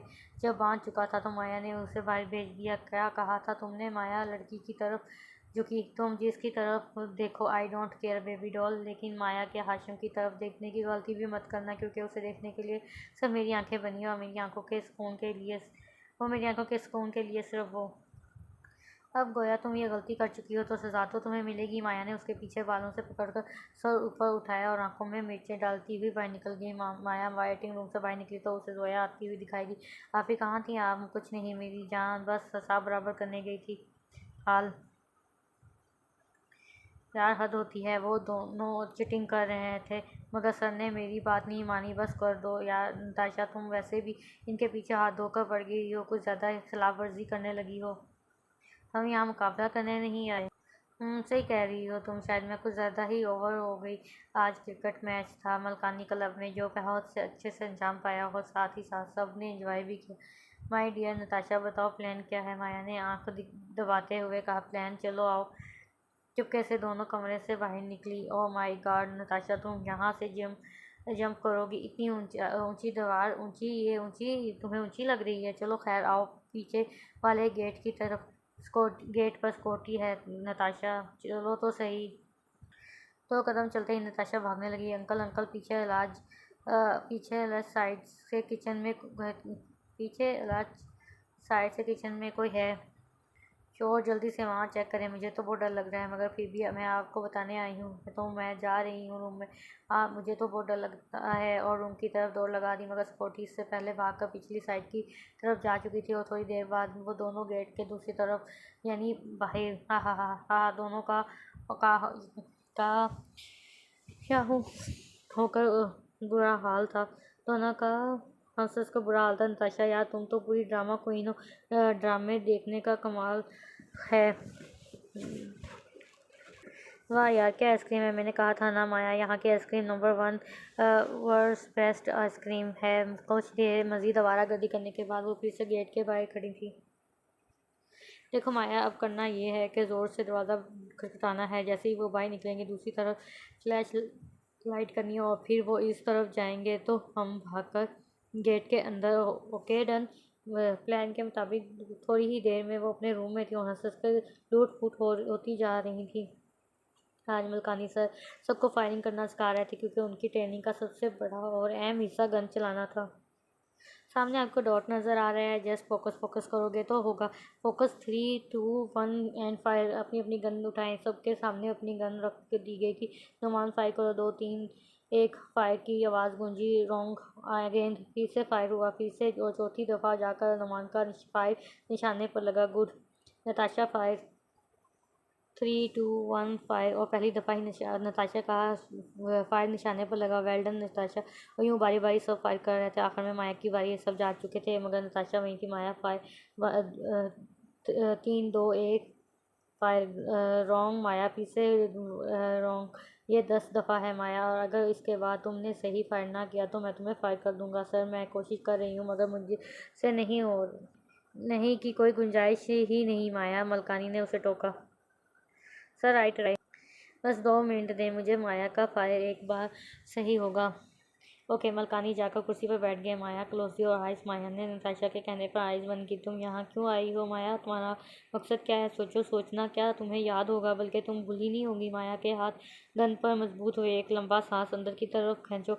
माया ने ऐसा ही किया। अब उसे बाहर निकालो। फिर माया ने ऐसा ही किया। माया सामने देखो। And fire. नताशा चलाई हुई है। माया का फायर निशाने पर लगा। Thanks God. नताशा ने आसमान की तरफ देखा। I do it. माया को भी खुशी महसूस हुई। Thank you Natasha. दोनों मुस्कुराईं। आज हम 3 साल बाद मिल रहे हैं माया। यकीन करो मेरे लिए 3 साल कितने मुश्किल थे। नताशा सबको याद लगाकर हम दोनों की दोस्ती हमें कमज़ोर बना रही है, मगर नहीं, हम दोनों की दोस्ती हमें हरी हिम्मत थी। कोई नहीं समझा तुम्हारे जाने के बाद। मैं यहाँ पहले दिन इस हिम्मत इरादे से आई थी और सब फीके पड़ गए नताशा, मगर भी तुम्हारा ख़त। प्यारी माया, बहुत मुश्किल से ख़त लिखने की इजाज़त मिली है। मैंने सुना है तुम अपने काम में बहुत सुस्त हो चुकी हो।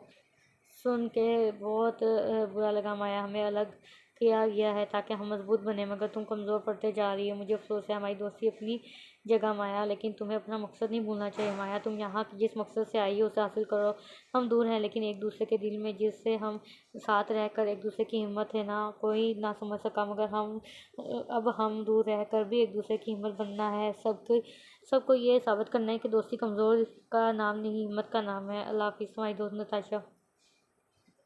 आज 3 साल बाद एक बड़े मकसद के लिए सब इकट्ठे हुए हैं और हमें हासिल करना है। डेविल की मौत। नताशा, इस डेविल ने जो कुछ हमेरी ज़िंदगी में किया इसका बदला मैं लूँगी। मैं सब जानती हूँ माया, और सब तुम्हारा ही नहीं, इस डेविल ने सबकी ज़िंदगियाँ ख़राब की हैं। गुड स्मगलिंग, लड़कियाँ बेचना और भी बहुत सी बदफालियाँ की हैं इसने। ऐसे लोग हमारे मुल्क के लिए ख़तरा है।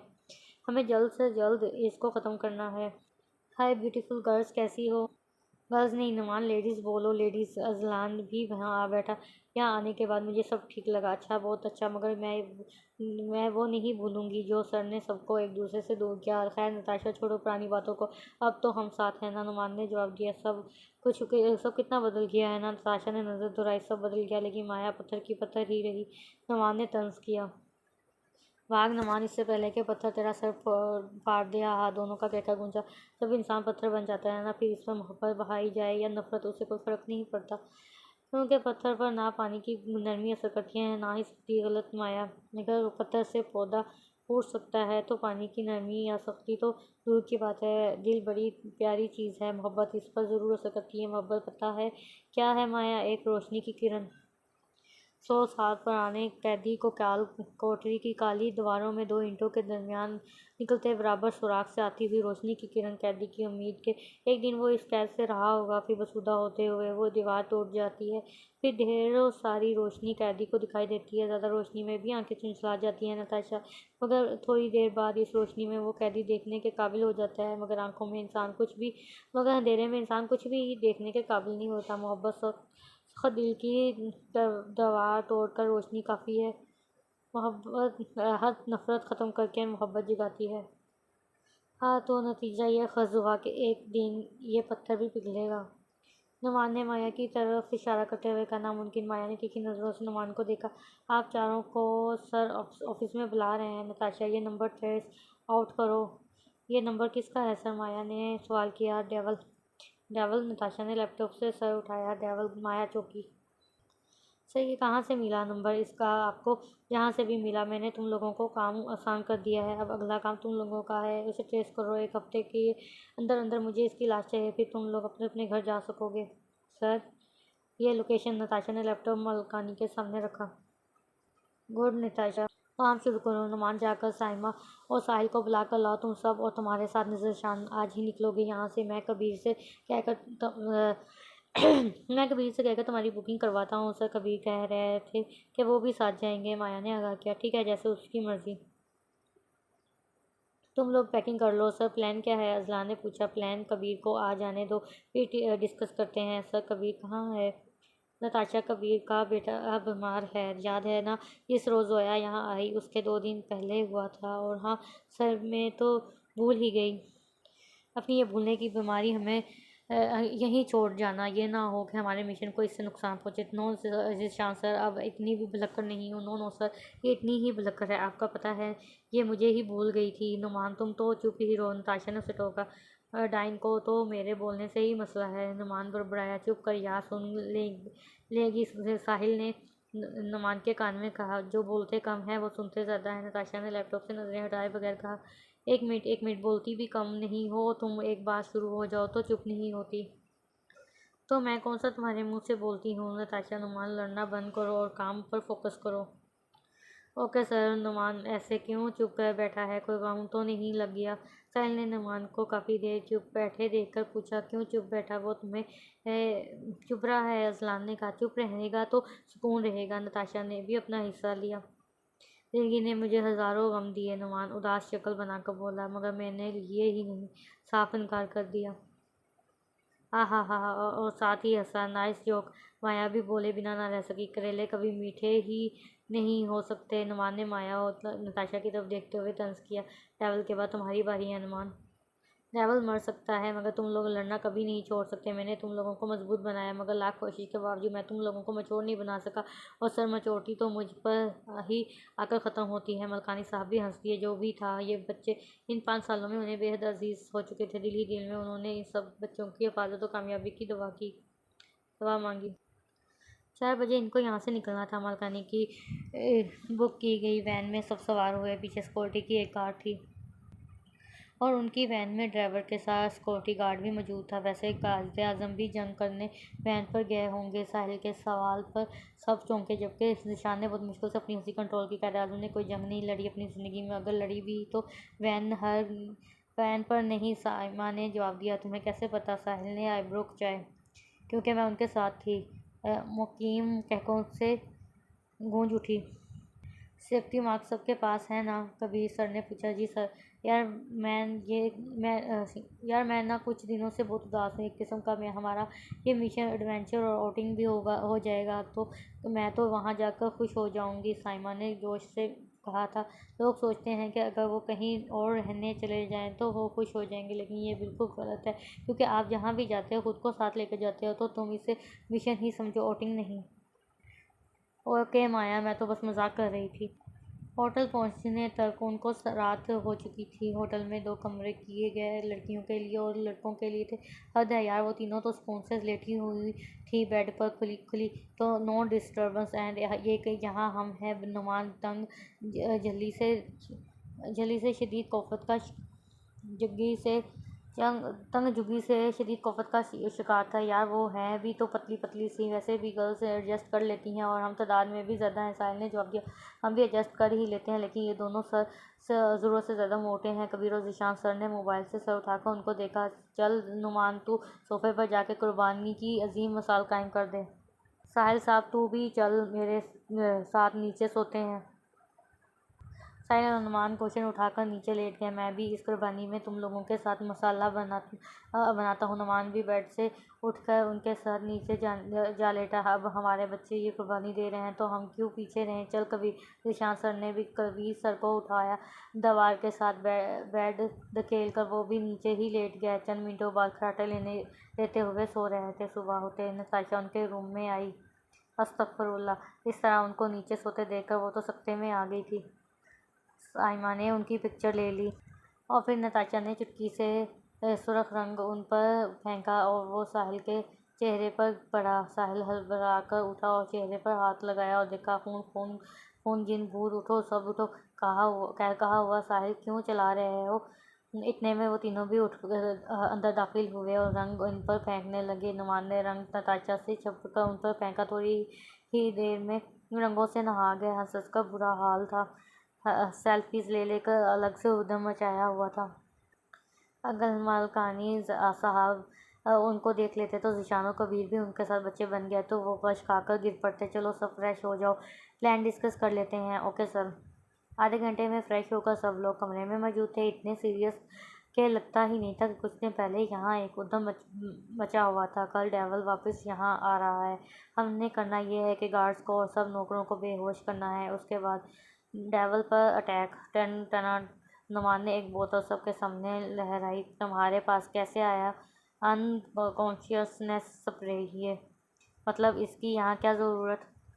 इन्वेस्टिगेटर नुमान और अजलान की तहकीक से पता चला है कि डेवल के आने से पहले मक्खी मच्छर मार स्प्रे करवाया जाता है। मैं और अजलान स्प्रे करेंगे, सब बेहोश हो जाएंगे and then we will be able to attack. Good Numan, not a bad idea. Maya ने भी एग्री किया। ओके ये सब कल करना है तो क्यों ना आज थोड़ा फन हो जाए, एंजॉय करते हैं। क्या करेंगे जी नुमान साहब। अजलान ने आइब्रो खिंचाए। घूमेंगे, नाचेंगे, गाएंगे, ऐश करेंगे और क्या। हाँ ओके सर से इजाज़त लेते हैं। पहले ऐसा कहीं कहीं नहीं जा सकते हो। सर को काल में लाए। ओ प्लीज़ लाउड स्पीकर करेगा सर। अस्सलाम वालेकुम ज़ीशान, कैसे हो तुम सब लोग। जी सर सुपर, सब ठीक है और प्लान भी हमारा बहुत अच्छा है। गुड सर, हमारे प्लान के मुताबिक हम सब आज फ्री हैं तो बच्चे चाहते हैं कि बल्कि कबीर और मैं भी यही चाहता हूँ कि आज हम कहीं आउटिंग पर चले जाएं, एंजॉय वगैरह। नहीं ज़ीशान, मैं बच्चों पर किसी किस्म का रिस्क नहीं ले सकता। सिक्योरिटी भी नहीं तुमने वापस भेज दी है। मैं भी इसमें इंजॉय करने की ज़रूरत नहीं, लेकिन हम बच्चे नहीं हैं सर, अब बड़े हो गए हैं। तुम चुप रहो नुमान। मकानी सर ने गुस्से से कहा। सर प्लीज़ ज़ीशान के एक बार फिर उससे ज़्यादा कहने की मतलब नहीं। खबरदार तुम लोग बाहर निकले तो फोन कर दिया। अरे यार सर भी ना, अब हम क्या सारा दिन ऐसे ही बैठे रहें। मेरे पास एक प्लान है। नताशा ने चुटकी बजाई। क्या नुमान ने पूछा। यहाँ आओ। नताशा ने ऐसा अपना प्लान बताया और सबके चेहरों पर मीच मुस्कुराहट हो गई। लेडीज़ एंड लेडास, हमारी प्यारी models Tina, Samran and Anjali अब आप लोगों के सामने अपने जलवे दिखाएंगी। तालियां। नुमान, सुलमान और अजलान साड़ी बांधे निकली, बाल बनाकर और फुल मेकअप करके म्यूज़िक जलवा फरोज हुए और सबकी हंसी छूट गई। खूब डांस किए, झुमके वगैरह। तीनों रूम के एक कोने में कैमरा सेट किया गया था जो इन लम्हों को अपनी कैद में मुकीम कर रहा था। हेलो जी, मैं सिमरन और मैं मधुरी। ये ज़ीशान और कबीर थे। हाँ सर आप तो मधुरी जो को भी क्रास कर गए। नताशा ने ज़ीशान से कहा। चलो मूवी देखते हैं। कौन सी मूवी। साइमा साहिल से ने पूछा। पता नहीं, न्यू आई है, कोई नाम नहीं पता। 15 मिनट तो मूवी सैंपल ही चलती रही। फिर अगर अचानक एक भूत मुंह खोलकर पूरी स्क्रीन पर छा गया और सबकी चीखें निकल गई। नताशा की बच्ची नहीं, कसम से मुझे नहीं पता था। दिन की तरह सारी रात भी सब एंजॉय किया। न मानो लोग घर से निकल चुके हैं। ये साहिल था।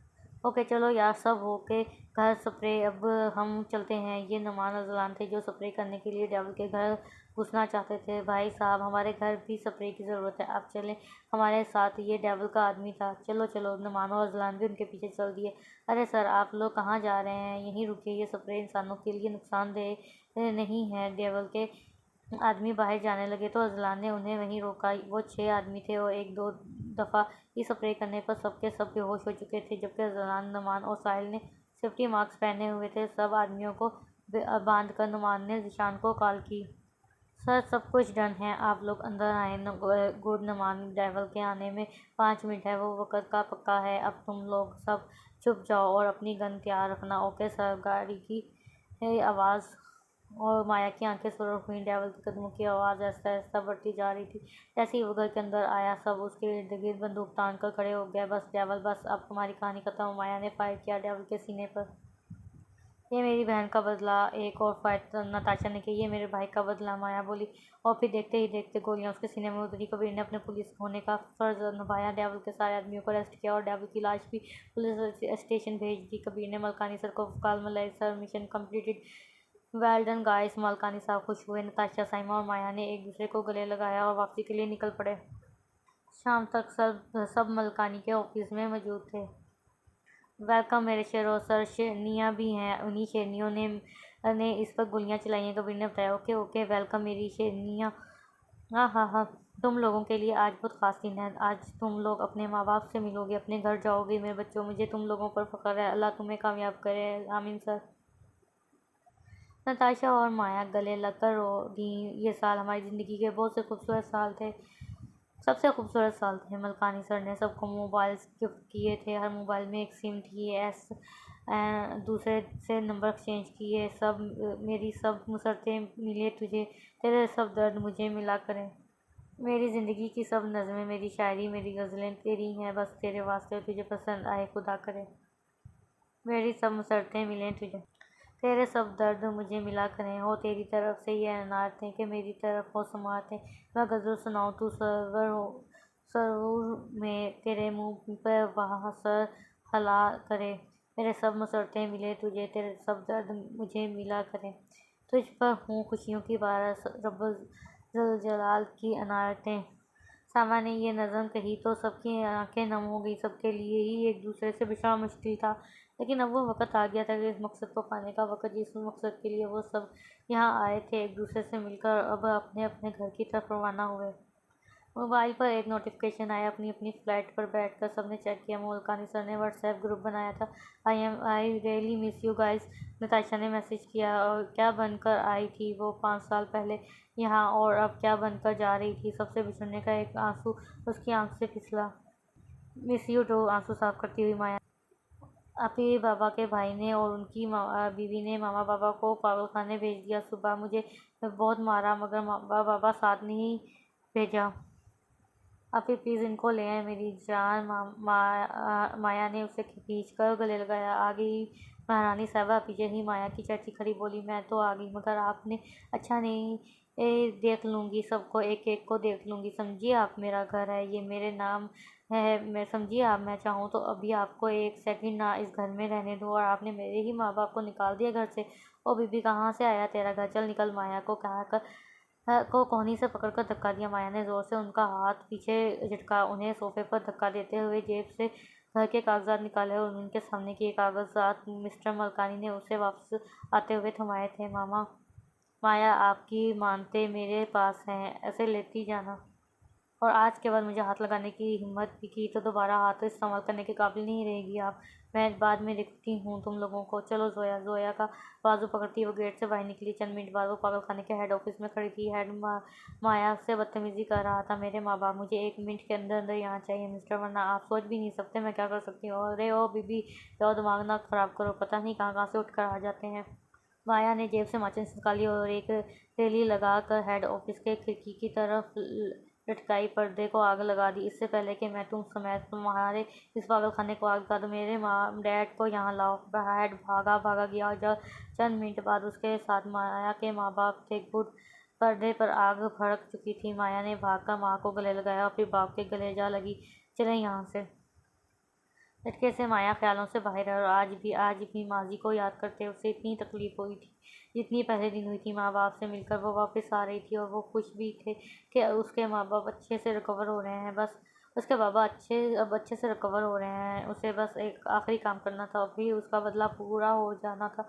आशा बस एक आखिरी काम थी, उसके बाद तुम्हें मजीद खुद से दूर नहीं रहने दूंगी। वो दिल में आशम से गोया हुई। शाम 4 बजे वो अपने घर पहुंची। उसकी चाची सोफे पर नींद दराज थी। आज जालिम तूने क्या कर दिया? अपने चाचा को मार दिया, मेरे बच्चे को मार दिया। तुझे तरस नहीं आया? माया को सामने देखकर वो भड़क उठी और माया की तरफ लपकी। जालिमों को जुल्म याद आ रहे हैं। आप लोगों को तरस आया मेरी बहन को मारते हुए, मेरे भाई को झुलसाते हुए, मेरे बाप के कानों में शीशा ढेलते हुए? तरस का लफ्ज़ जचता नहीं तुम लोगों पर। गार्ड्स गार्ड्स जी मैम। माया की दूसरी पगार पर 2 गार्ड्स भागते हुए आए। इन्हें गाड़ी में डालो, पागल खाने ले चलो।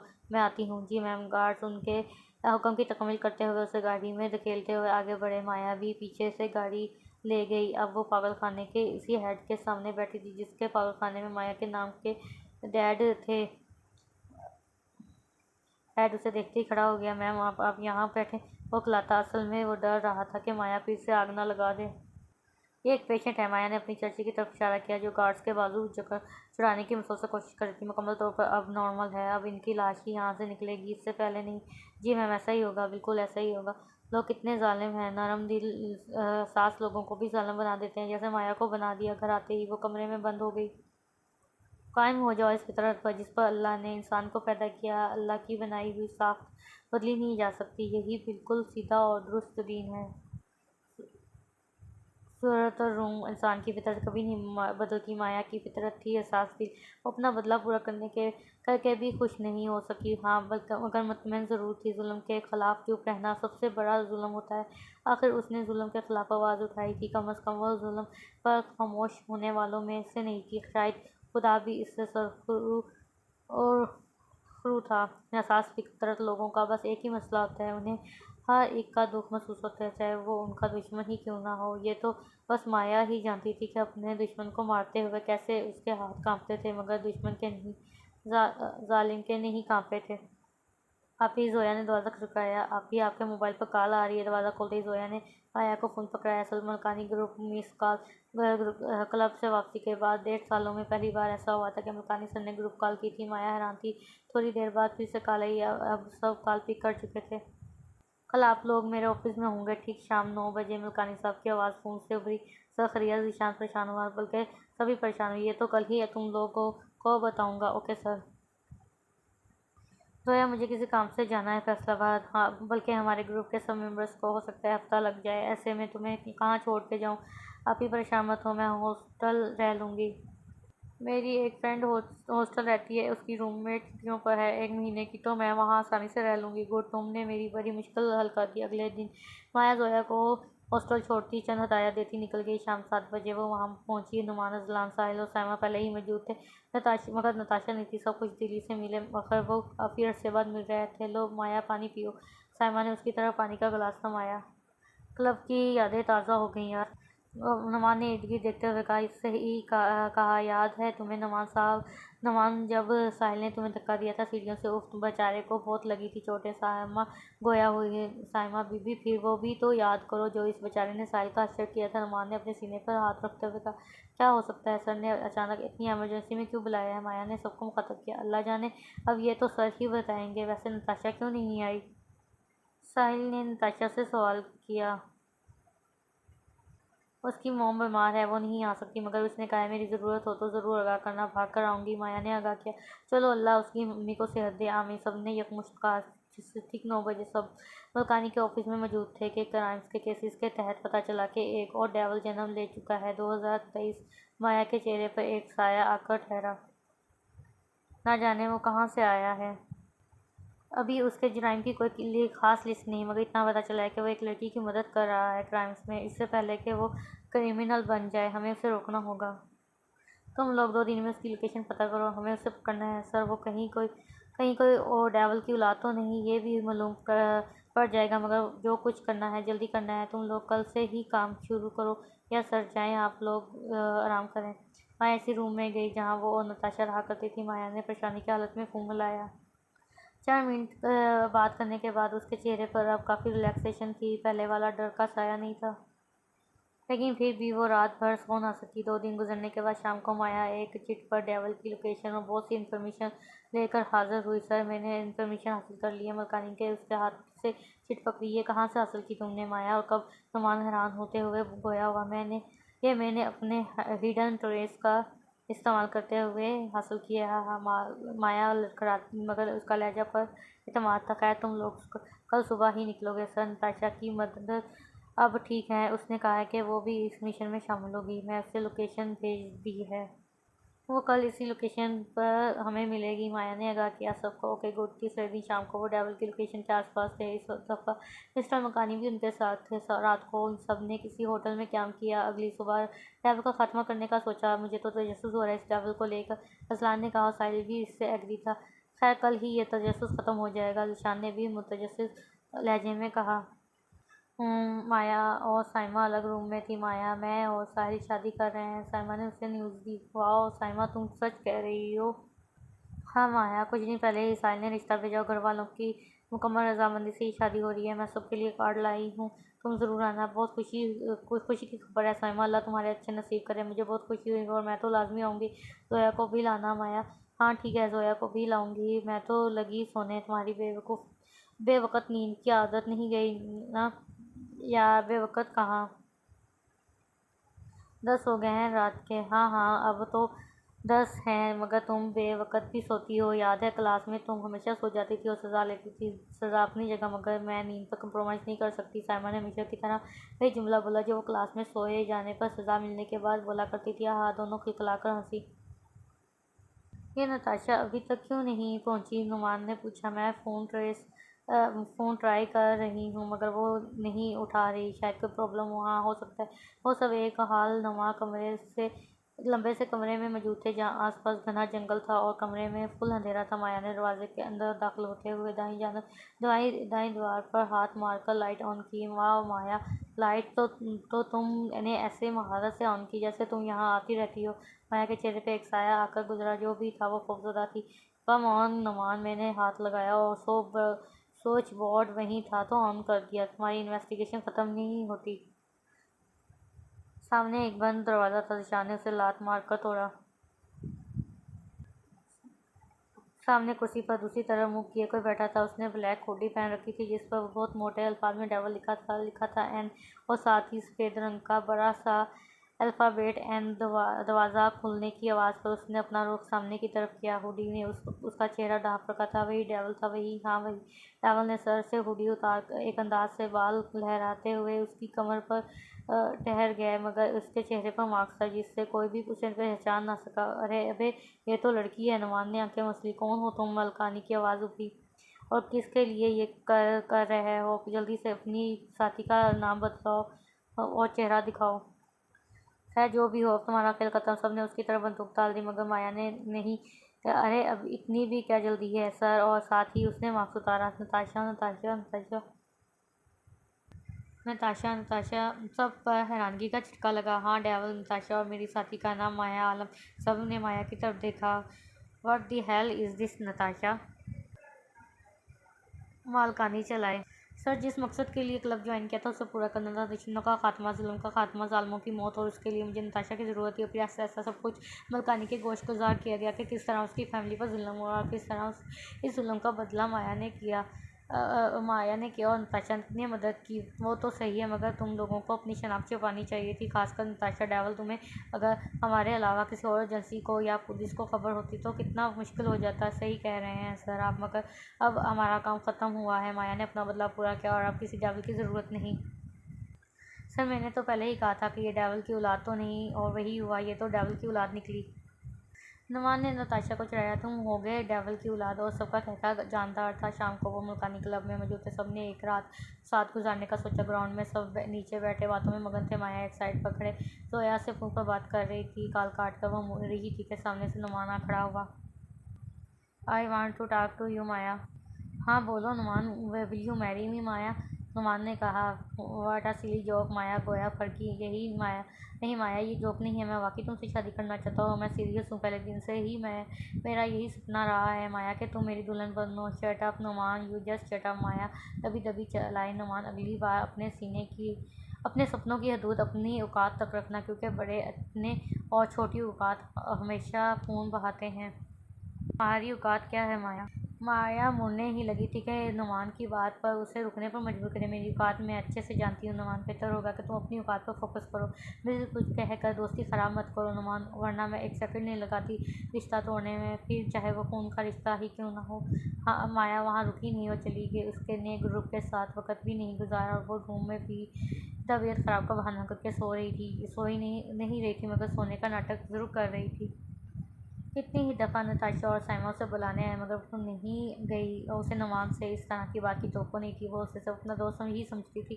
उसके दिल पर कोई और हक कैसे जमा सकता है, जिसका दिल सिर्फ एक ही नाम पर धड़कता हो, जिसकी सांसें बस एक ही नाम पर चलती हों, जिसकी ज़िंदगी बस इसी एक के नाम पर हो। और हुआ एक माया की ज़िंदगी में भी था, और उसके दिल का हुक्मरान हाशिम, डॉक्टर हाशिम। पता ही नहीं चला और कब वो माया के दिल पर पूरे हक से डेरा जमा गया था। इस बात से वो खुद भी बेखबर था।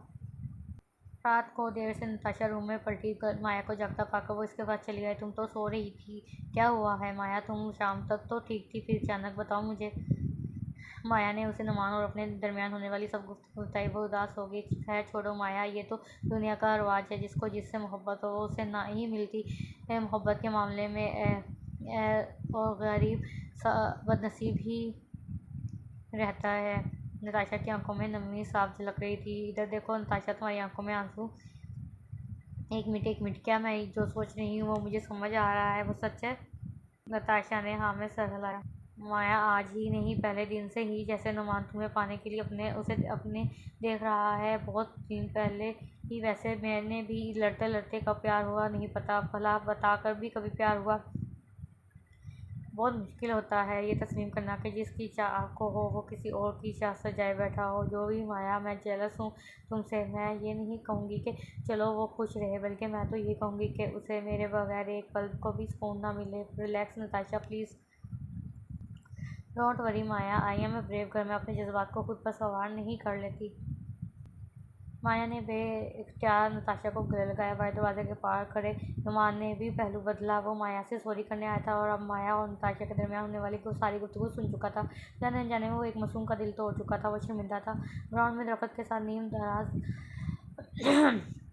नीम तराज सा नुमान आसमान की जानब देख रहा था। जब उसे अपने पास किसी के बैठने के हाथों में चेहरा मोड़कर देखा तो वो नताशा थी। क्या हुआ?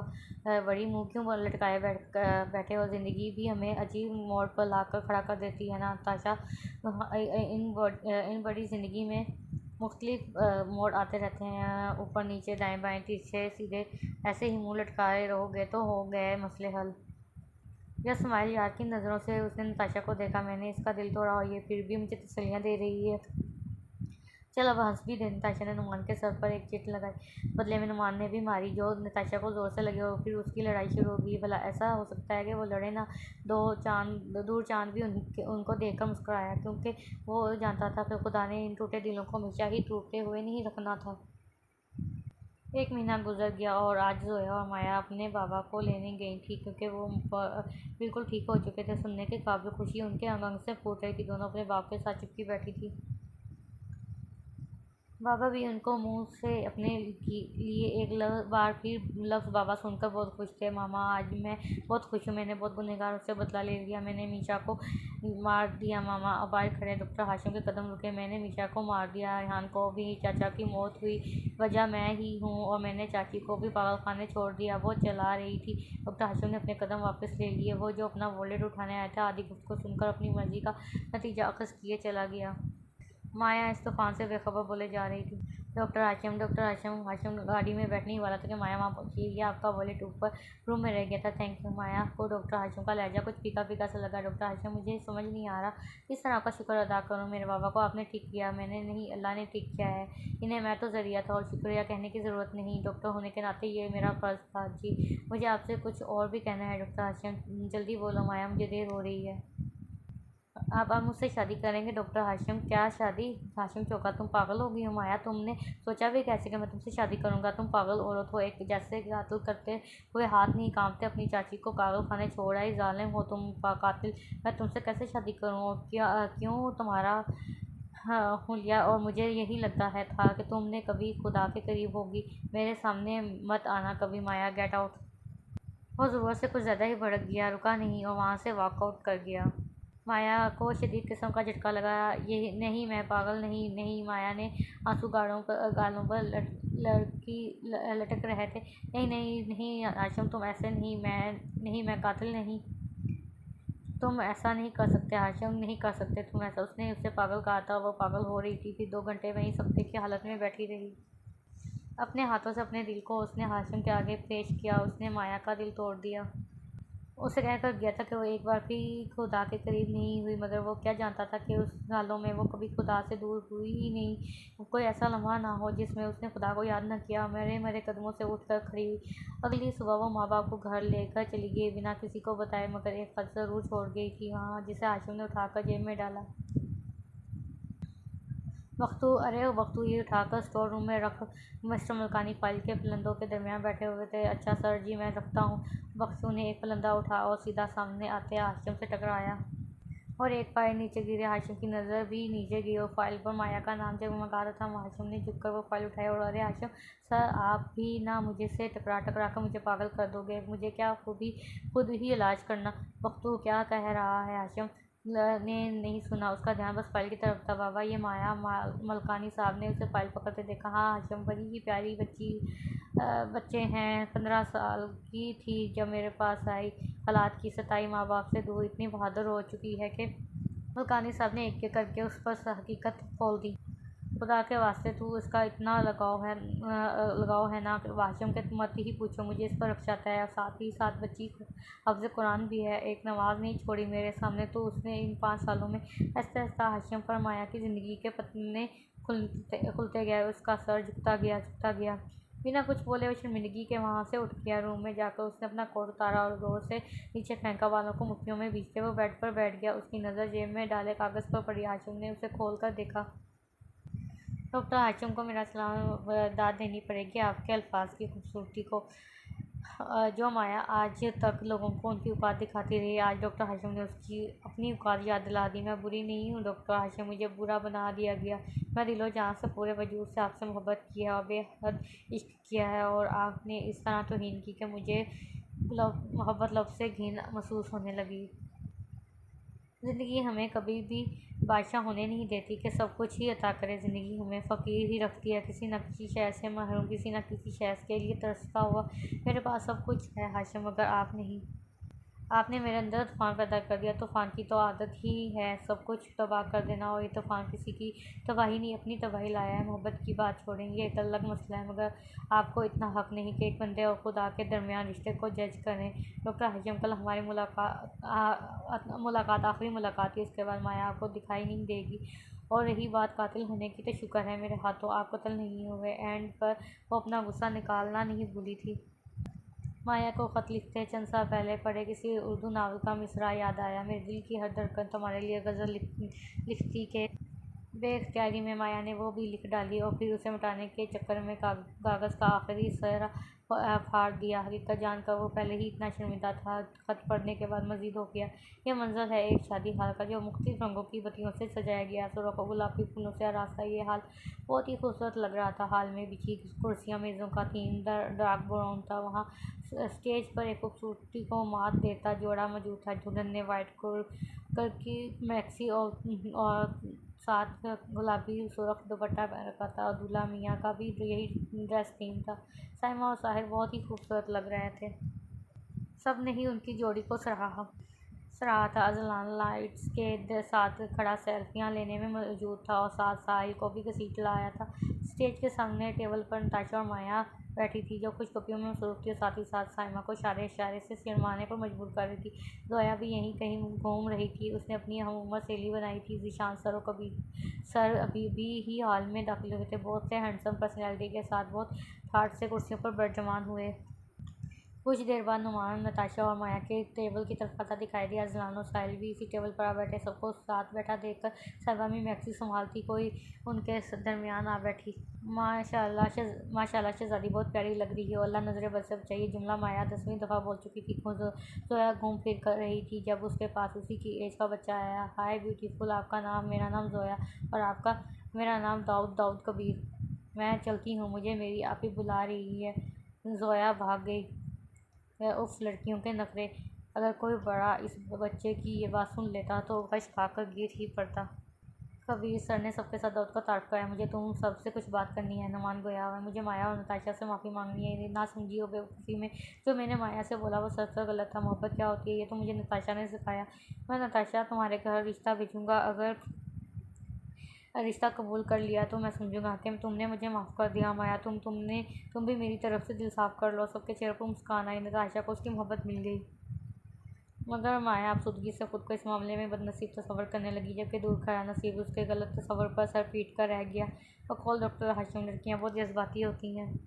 चंद दिन बाद धूमधाम से नताशा और नुमान की शादी हुई। सब लोग बहुत खुश थे। उनकी शादी में मकानी साहब ने भी शिरकत की और माया के नाम डैड ने भी शिरकत की। यह मंजिल है एक फार्म हाउस का जो कुछ दिन पहले मलकानी सर ने खरीदा और अपने स्टूडेंट को मदऊ किया। जबकि दो कपल्स हनीमून पर गए हुए थे तो सिर्फ माया को ही आना पड़ा। अगर वो भी ना आती तो मलकानी सर उससे नाराज़ हो जाते और वो उसकी नाराज़गी मोल नहीं ले सकती थी। मटर कश करते हुए मलकानी सर इसे फार्म हाउस के बारे में बता रहे थे और वो बेदिली से सुन रही थी। थोड़ी देर बाद वो थक कर किसी ऊंची जगह बैठ गए और जबकि माया उनके पास ही खड़ी थी। माया, बेटा मुझे तुमसे माफ़ी मांगनी है। अरे सर, क्या कह रहे हैं आप? माफ़ी क्यों? माया हैरान हुई। बेटा, हाशिम ने जो भी तुमसे कहा वो उसे नहीं कहना चाहिए था। मैं बहुत शर्मिंदा। मैंने उसे सब बताया, वो भी बहुत शर्मिंदा है। माया, इतना कि हफ्ता हो गया खुद को रूम में बंद कर लिया कि माया वो वाकई शर्मिंदा है, तुमसे मिलना चाहता है। मुझे पता है जो उसने किया वो माफ़ी के काबिल नहीं, मगर तुम अगर एक दफ़ा मेरे लिए उससे मिल लो तो। माया उनकी बात ना टाल सकी। आखिर उनका भी कोई मुकाम था। ठीक है सर, मैं मिल लूँगी उनसे। थैंक यू मेरा बच्चा। माया हाशिम के कमरे में दाखिल हुई। दरवाजे खुलने की आवाज़ से बेड पर नींद दराज हाशिम ने आंखें खोलकर देखा तो उसके सामने माया खड़ी नजर आई। जी हाशिम साहब, अब कौन सी तजलील बाकी रह गई है? कुछ बोलना भूल गए थे? अब बसा बराबर करना है। चले बोलना शुरू करें, मैं सुन रही हूँ। हाशिम सबसे उलिये में था, बाल बिखरे, आंखें सूजी हुई, सख्त सूरत थी। माया का दिल उसे इस हालत में देख कर कटा था, मगर वो यहाँ हमदर्दियाँ जताने नहीं आई थी। हाशिम सर नीचे किए बैठा था। 15 मिनट गुजर गए, दोनों कुछ ना बोले। माया फिर हाशिम ने सर उठाया और बस इतना ही कह सका। आंखों में नमी थी और आवाज़ में भी। यही माया की बस होगी। भागती हुई हाशिम के पास आई। मुझे नहीं चाहिए आपकी ये शर्मिंदगी, ना ये माफ़ी। मुझे बस आपसे ही हाशिम, बस आप, मुझे आपके सिवा और कुछ नहीं चाहिए। माया के नैन कटोरे भी पानी से भर गया। हाशिम ने उसका हाथ पकड़कर मुस्कुराकर हाँ में सर हिला दिया। माया, शादी करोगी मुझसे? हाशिम का सवाल पर माया दम बखुद उसे देखती रही और फिर किसी बच्चे की तरह जल्दी जल्दी हाँ में सर हिलाया। कोई कितना ही संजीदा क्यों ना हो, मोहब्बत में बच्चा बन जाता है। हाशिम को ख्वाहिश करना गलत नहीं, ख्वाब देखना जुर्म नहीं और किसी की चाह करना भी गुनाह नहीं। इंसान की फितरत है कि जो चीज़ उसकी आंखों और दिल को भा जाए वो उसकी आरज़ू ज़रूर करता है। गलत सिर्फ ये है कि अपनी चाह में सही और गलत में तमीज़ भूल जाना गलत है। आप मुझसे वादा करें हाशिम के आज के बाद हमारे बीच कोई नहीं आएगा, कोई तीसरा हमारे बीच नहीं आएगा। ना कोई माजी का साया, ना कोई सवाल, ना कोई रिश्ता, सिर्फ आप और मैं। मैं आपसे मोहब्बत करना कभी नहीं छोड़ूंगी हाशिम। आज से मैं अपनी पूरी ज़िंदगी आपके नाम करती हूँ। आप मुझसे वादा करें कि आप मुझ पर हमेशा भरोसा करेंगे, हमेशा मेरा साथ देंगे, हमेशा मेरे साथ रहेंगे। मैं वादा करता हूँ तुमसे माया, मेरी सांसों पर सिर्फ तुम्हारा नाम होगा। मेरी आंखों में सिर्फ तुम्हारा चेहरा। जब तक ज़िंदगी रहेगी मैं तुम्हारा रहूँगा और मैं अपना हर वादा, हर किस्म निभाऊँगा। माया भी मुस्कराई। माया भी मुस्कराई और इनकी भी कहानी मुकम्मल थी। एक दूसरे का साथ मिला था, खुशी मिली। सिर्फ इतना ही नहीं, एक और कहानी भी मुकम्मल हुई। जोया और दाऊद की कहानी। 10 साल बाद वक़्त ने एक और जोया और दाऊद को जन्म दिया। क्या हुआ जो वक़्त ने पिछली दफ़ा उन्हें एक होने की मोहलत नहीं दी? हर बार वक़्त बुरा नहीं होता। इस वक़्त में कई कुछ गलत होते हैं। अब वक़्त भी जोया और दाऊद पर मेहरबान था। जोया और दाऊद एक हुए थे। मैंने कहा था ना जोया, जिस दिन आप मेरा हाथ थाम कर चलेंगे ना, उस दिन नासा के हेड ऑफिस के सैटेलाइट फ़ोन पर एक पैगाम गूंजेगा, मिशन कंप्लीटेड, निज़ाम शमसी में गुमशुदा सितारे ने अपने चाँद को पा लिया, मैंने अपने चाँद को पा लिया। मिशन कंप्लीट वक़्त ने कितने खूबसूरत तरीके से सबकी कहानियाँ मुकम्मल की। कितने पागल हैं ये सब। मुझसे मांगी नहीं बिक्स, भला ये भी कोई भूलने वाली बात थी। ये तो हमारी ज़िंदगी का कीमती असासा है। नताशा वो तस्वीरें देखकर मुस्कुरा रही थी जो उन्होंने इन चंद सालों में मौज मस्ती करते हुए बनाई थी। फिर उसने ग्रुप में सेंड कर दी मैसेज। चैट पर नुमान ने लैपटॉप से सर उठाकर मोबाइल देखा और खूबसूरत यादें देखकर मुस्कुराया, वापस अपने काम में मसरूफ़ हो गया। मैसेज पेपर जलाने खाते हुए जेब से मोबाइल निकाला, बेख्तियार उसका कहना गूंजा, कमीनों, खुद तो शादी कर ली, मुझे सिंगल ही छोड़ दिया। ज़ीशान और कबीर सर ने एक साथ मैसेज चेक किए और हंस कर लुटपुट हो गया। कुछ लम्हों की यादें हमें हर दफ़ा खिलखिलाकर पर हंसने पर मजबूर कर देती हैं। सैमा और साहिल भी दूर खड़े बर्फीले पहाड़ों पर ज़िंदगी के कीमती एहसासों को देखकर लुत्फ़अंदोज़ हो रहे थे। भाप उड़ाते कॉफ़ी के कप को हाथ में पकड़े हाशिम के साथ बैठी माया भी दूसरे हाथ में मौजूद मोबाइल पकड़े मुस्कुरा रही थी। क्यों अकेले अकेले मुस्कुराया जा रहा है? माया ने मोबाइल हाशिम को पकड़ा। मैंने यहाँ पे कहानी ख़त्म हो रही है। मैंने स्टार्टिंग में रोमांटिक कहानी इसलिए कहा था क्योंकि आप यार सिर्फ रोमांटिक की कहानियाँ नहीं होती हैं, दूसरी कहानियाँ भी होती हैं, तो दूसरी भी पढ़ लिया करें। ज़रूरी नहीं है कि हर वक्त पढ़ा जाए, ठीक है ना, कुछ अच्छा भी पढ़ लेना चाहिए, ठीक है। चैनल को ज़रूर सब्सक्राइब करें, बेल आइकन के बटन को प्रेस करें, वीडियो को लाइक भी करें। अपना ख्याल रखें। अल्लाह हाफिज़।